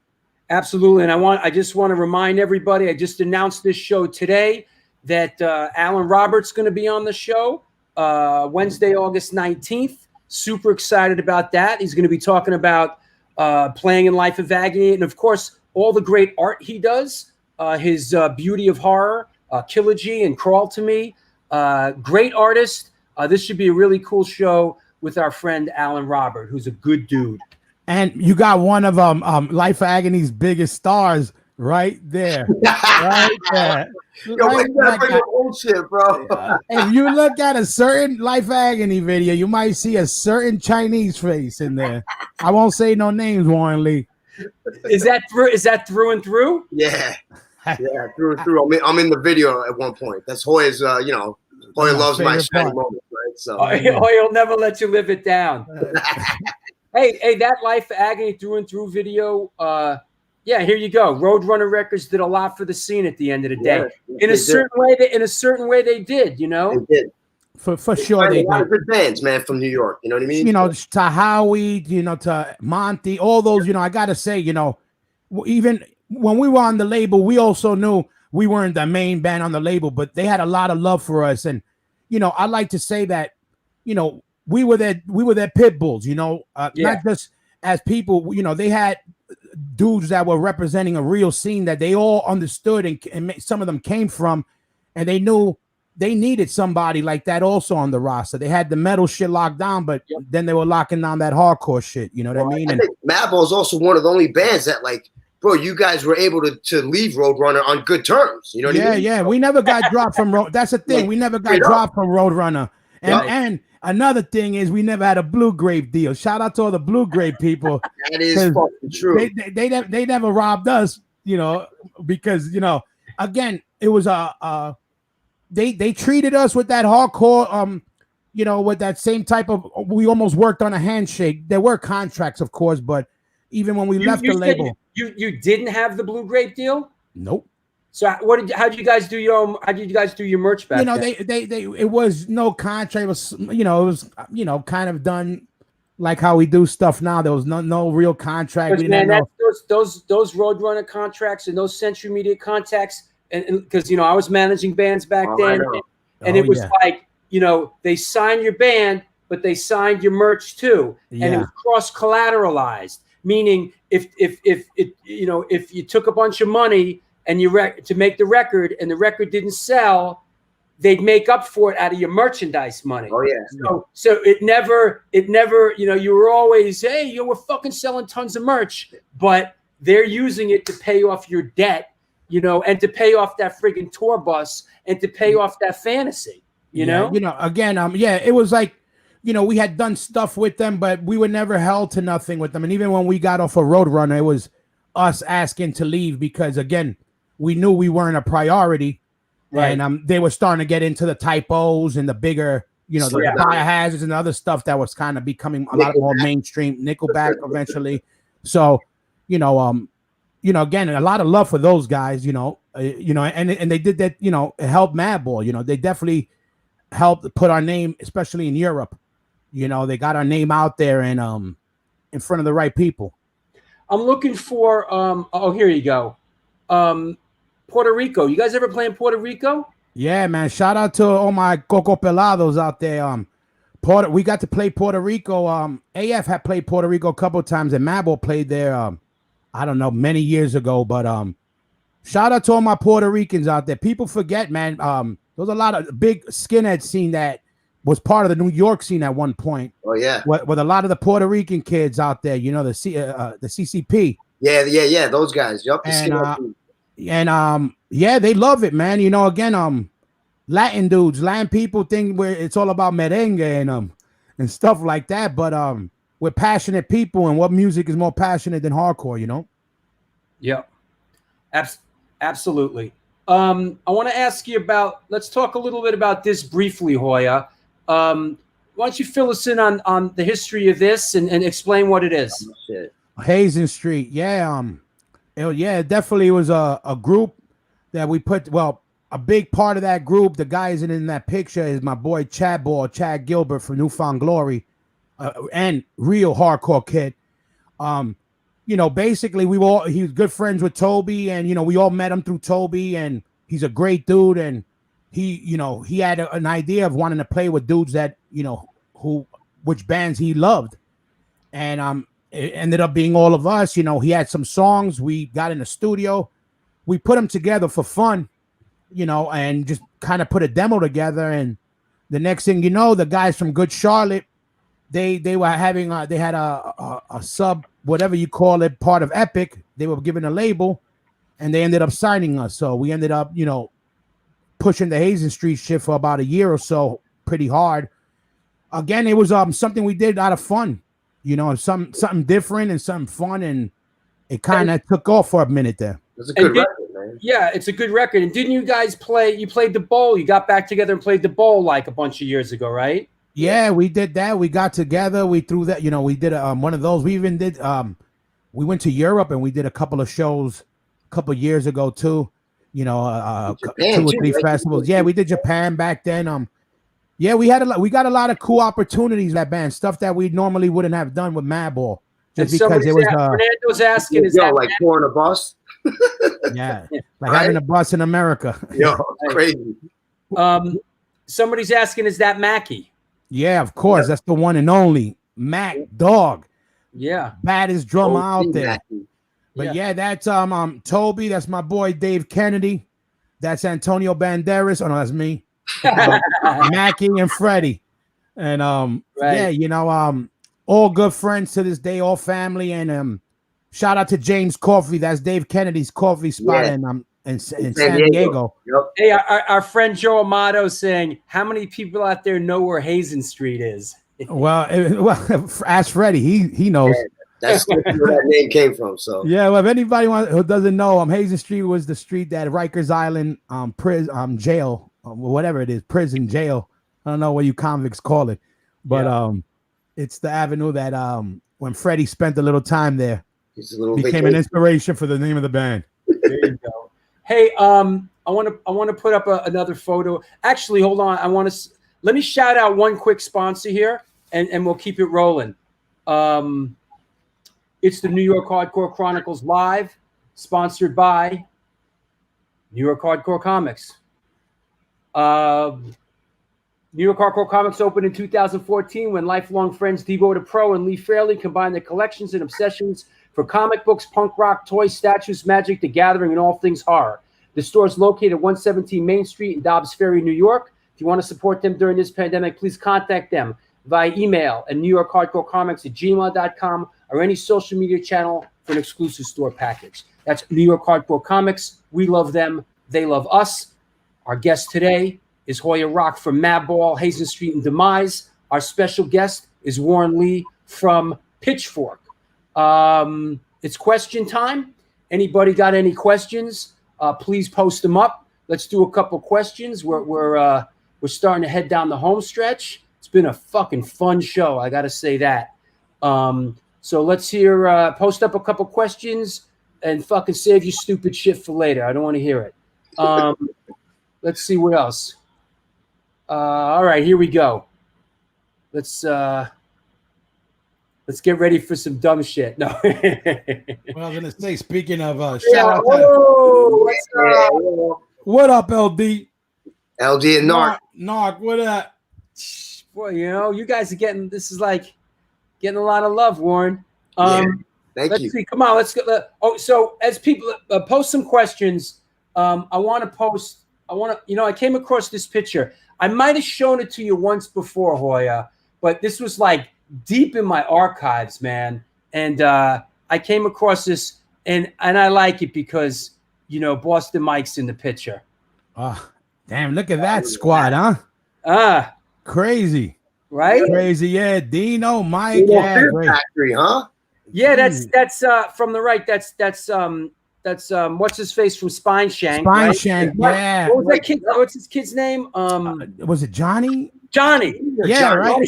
Johnny. Look at how the fuck he was a singer. Yeah, no, and Dino. And we're talking about more fucking Roadrunner bands, right? Spine Shank, Dino from Roadrunner, me. I don't know who that gorgeous girl is. But I won't ask you. Hoya. Yeah, I don't remember. Yeah, I don't remember. Yeah, and you know, Dino, that's Dino Fear Factory. You know, shout out to them too. Freddie actually sang. They did a cover of Your Mistake. Yeah, on one of their albums, which Freddie ended up, you know, singing and all that on their record. But and Boston Mike, he did it live with them once too in Europe, right? Yo, come on now. There's that footage of you guys doing it at the Dynamo Fest. Yeah.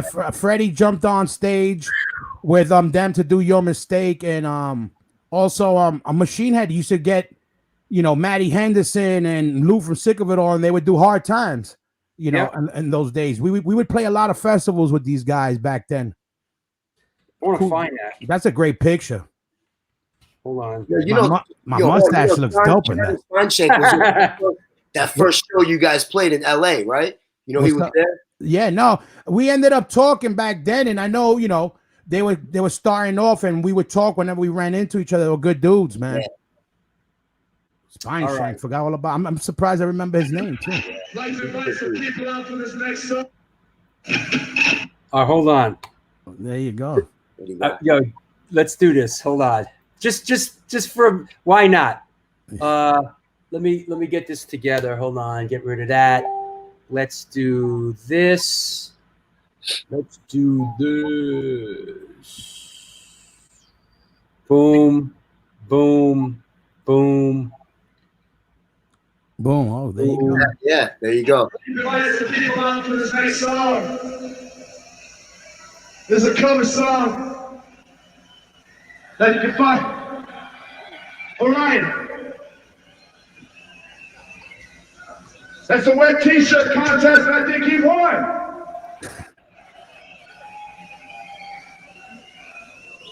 Crazy. This next song is by a band, and we want to respect, so we cover one of their songs. This is by a band called Agnostic. Who's holding that band? You can find this on our digital. I can invite Sheldon Freddie. Christian, look at Christian. He's gonna sing a song with me. We can share together, Freddie.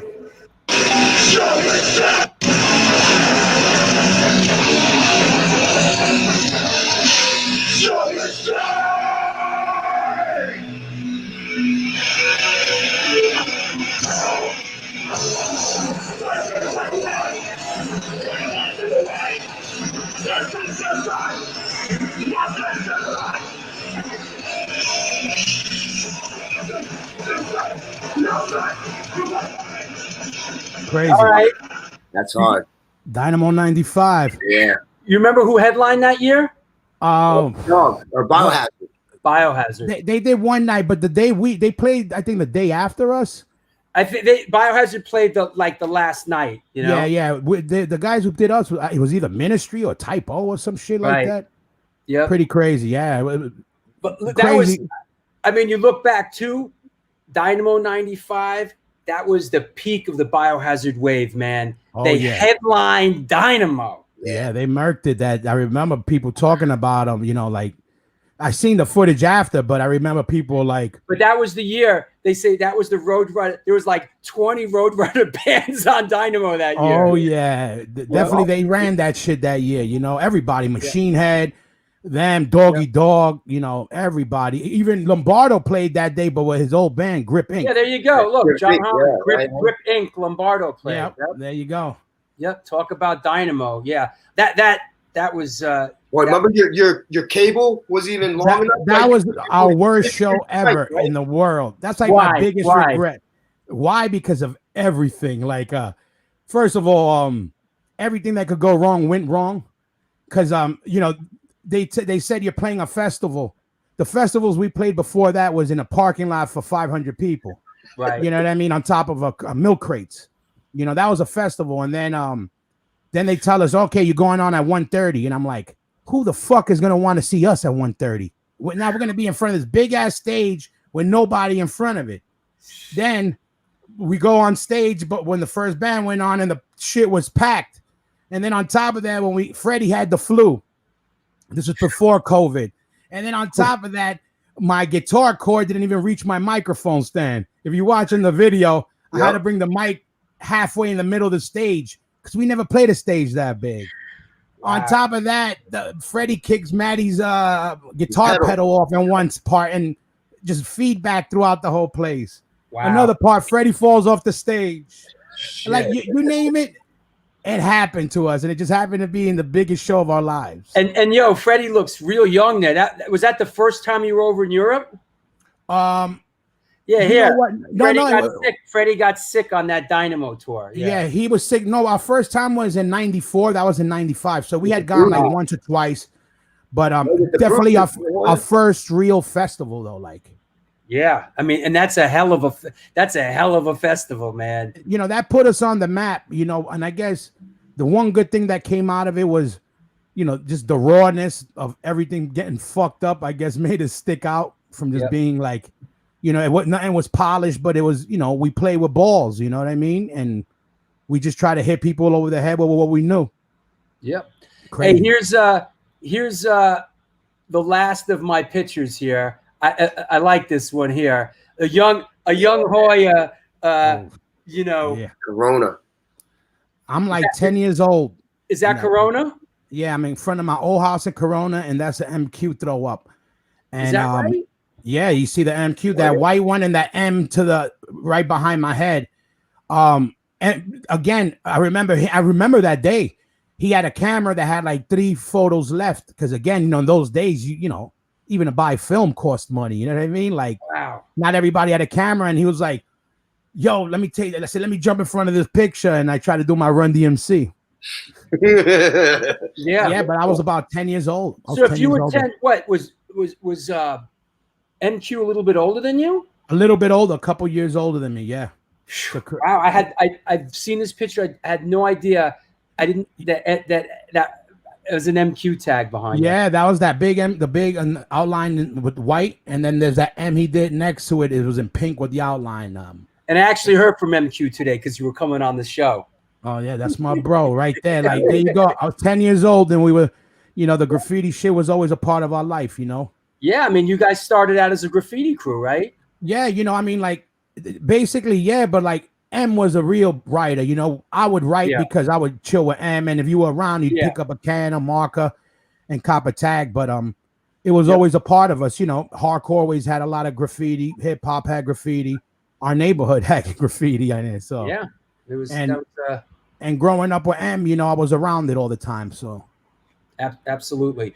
Let me see. Let me take a question or two, and Mikey Dijon stepping in. Mike Dijon, Queens OG BM Love. All right, you know what's up. One love, Mike Dijon. That motherfucker dives off fucking cliffs like crazy. He's a nut. He's a real Maltese nut job. I love him. Yep.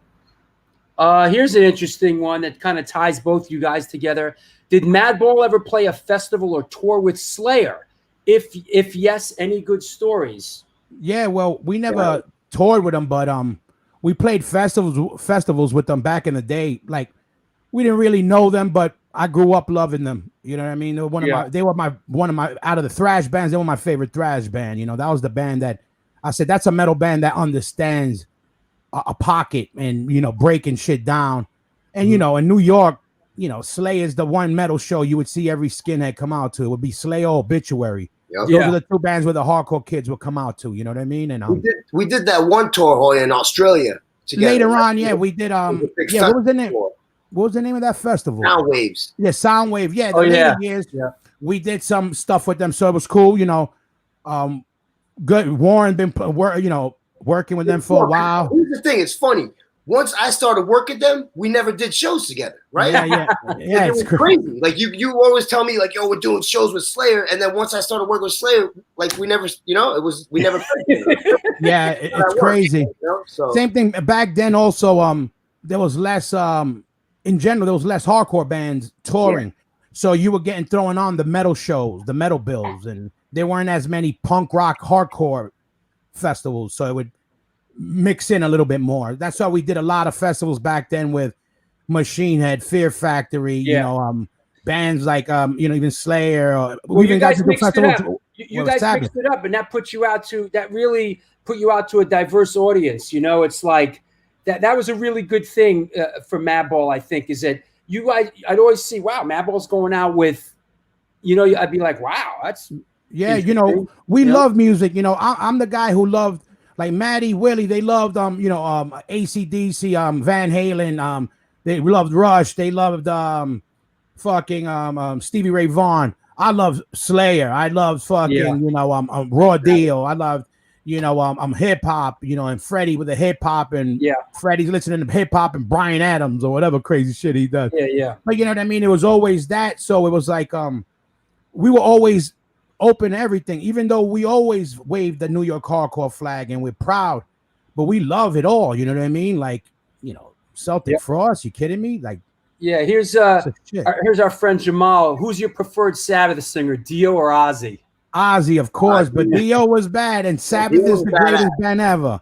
Well, Sabbath is the baddest band ever. Yes, them and the Jackson 5 and the Temptations. You could Upstate Rick, Hoya, what's the best fish? Salmon. Good one. That's like, really, I was surprised. That's like a white boy, like us white boys like salmon. Well, yeah, no, it's like a white boy thing. Favorite fish, like tuna and salmon. Yeah, I'm like, there's great other fish, but salmon, you can't go wrong with it. You know what I mean? Yeah. Okay. I mean, eating a lot of salmon.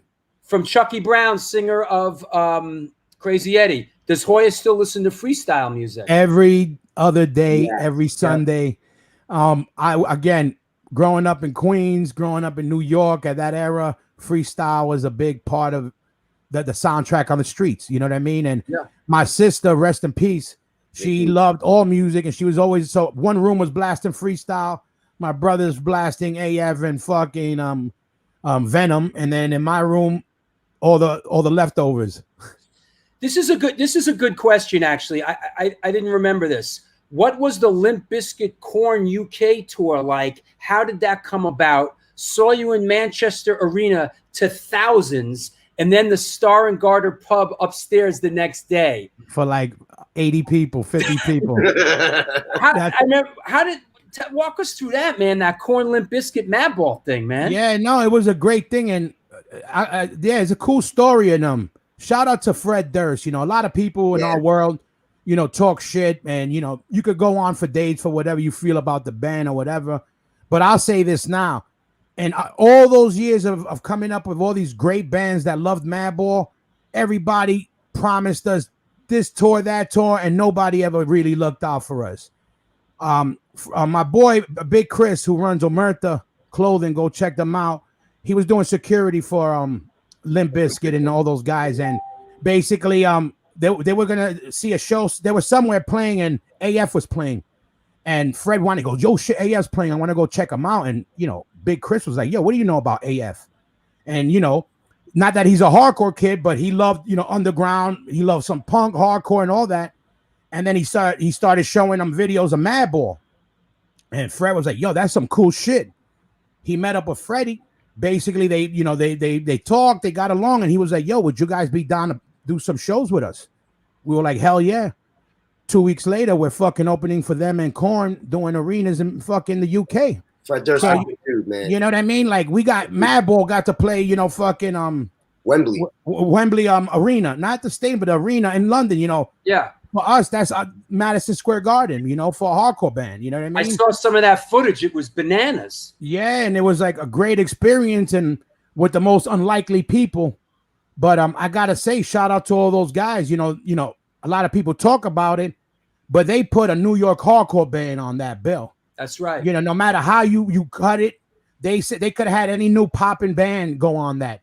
He was like, yo, I want to get Madball. And it was Madball, Korn, Limp Bizkit, or Madball, Limp Bizkit, Korn. Just us three. And, we got treated correctly. We had a lot of love from people. And I got a chance to play arenas in Europe, man. Again, man, we're lucky to do some cool shit. Fred Durst's good people, man. He's a real good dude, man. It's interesting. There's a couple people out there that people are like, yo, fuck that guy. And it's like, yo, if you really knew that guy, that's the last thing you'd be saying. And a lot of I hear that about, like, yo, fuck Lars from Metallica. I'm like, you don't even know the fucking guy. What are you talking about? The good shit that guy did. And how gracious and kind he's been to people in my life. And like what he's done for people, you'd be like, yo, fuck that. You're like, oh, come on, man. Same thing with Kirk Hammett. You know what I mean? Yeah. He picked AF to go play his show. Right. That's right. He picked them. Yep. He went back there and was, because those guys showed love because they never forgot. Like, those dudes used to try to come to CB's. They would go to CB's for shows in the early days. A couple of shows or whatever. But like, if you were doing anything aggressive, you had to acknowledge the New York hardcore scene, the punk rock scene, whatever you want to call it, because that's right. It was the heartbeat of aggression. You know what I mean? Hey, that pretty much wraps it up. I want give you guys a second to sort of just shout out what you're doing, and I want to bring my guys on, and we'll say like a big guy. Warren, tell us what's going on and what we should tune into. Check out I got a podcast called the Afghanistan podcast. And then this week we're doing a pre-order for a bunch of new stuff at Pitchfork. So if you go to the website, www.pitchforkny.com, you can check all that stuff out, or on Instagram, PitchforkNY. Cool. Hoya, hit it. Yeah. Check out my web store, casaderock.com. All my merch. I got merch there. I got brand new caps that we just put out, limited edition. We hand painted the boxes and everything. And also check out the Smoking Word podcast on iTunes and Spotify. This show was one of the shows that got me inspired to do it again. And technology's definitely on my side nowadays. And just doing that. And we're working on the 10th Madball album. And look out for my new band, True Union. Not a hardcore band, but is something you could take your girlfriend to. She could wear a dress and she don't got to worry about getting stage dove on. But but you know what I mean? Just trying to stay busy. Working on the podcast a lot and on my merch store. That's what's keeping us alive right now. So if you want to support me, support any band, everybody who got a merch store or is doing something, support them, especially during these times. This is the time, we all from, you, Drew, with the Patreon doing this, Casa de Rock to Danny Diablo and, the Omerta, it's all, we all part of this culture. We all did it for love of the culture. And, we also giving something, not just taking, you know what I mean? So it goes hand in hand. You know what I mean? Absolutely. I want to thank you guys for coming on. Let me bring on my fellas and we'll all Sid, Rat Bones, Steven Messina. Yeah. How you doing, Steven? You out there? What's up? I'm out. Yeah. I went around the block. I went over to the farm to feed the animals and, just having a good day out here, Hoya, how are you, Warren? Great to see you. Yeah, what up, Steve? Been a minute. So, Hoya, I got to ask you, if Madball was asked to do a Sabbath tribute, what song do you do? Oh, man. It's like, you can pick anything. Too many. The Great. Come on. Yeah, I say Sweet Leaf just cuz. Easily one of the greatest bass players ever. Oh, absolutely. Him and Jameson from the Temptation, from the Funk Brothers. Those are my two goats for me right there. Yeah. I didn't post any of these, Hoya, but there was a bunch from during the show. Hoya, you're still smoking that Kush. I kind of, on occasion, there's things that happen in between salmon and broccoli. You're right. Rappo and Sid, anything real quick? Nah, surprisingly, no. All right. Hey, I could just make one comment about how hard your guys' work ethic is, Hoya. That even in my top four hardcore, my big four is probably AF, Sick of It All, Cro-Mags, and of course Madball. And even in that, you're on the bottom, but you give that spirit of as big as you guys have been, as much as you've done. You are the small dog in the fight that never gives in, and I do that too in my life. Because I'm a little guy in this. You were on Headbangers Ball, and I thought I was cool because my jacket is on the line in the beginning of the credits. And I do that with me on Headbangers Ball, but nobody else cared about that. But, so it's cool that our thing is so small, but we're worldwide now. You helped do that. In the 90s, you took over. You took the torch from the punk rock days, and it's just a great torch. We're just, for us, just to be, we have our big four, and you named three of them, for us. And then just to be mentioned with those guys, we used to pay to see, not pay, but we used to sneak in and see these bands. You know what I mean? And now we're just to be mentioned in the same breath with them, I feel like we did something right. And that's what we wanted. We just wanted to be respected. At the end of the day, that Madball did shit the way they wanted, and they always represented their scene the right way, from the oldest guys to the youngest kid. That's what we wanted. You know what I mean? Cool. Hey, I want to thank you guys for coming on. That was a really fun show. Thanks a lot. Thanks for having us, man. Yeah, good looking out, Drew. You know what's up. Yeah, Warren, I'll talk to you soon. We got some business we're doing, and we can talk about that. So definitely, right? Yeah, we'll talk. And Hoya, I'll speak to you soon. I love you, bro. Be careful. One love, peace out, everybody. Later, Hoya. I heard you guys soon. Yeah. Peace. Take care. All right, you guys, that was a great show. Awesome. Another one down, and I'll see you guys on Wednesday for Todd Friend from H2O. And listen, the New York Hardcore Chronicles live train keeps rolling, and it's just great. We got a good thing, and we're going to keep doing it. I'll see you guys later. Peace. Well, there you go. That was a hell of a show. Thanks for tuning in, everybody. I really enjoyed it. I really did. I hope you did as well. So we'll see you. Do good things. Good things will come to you.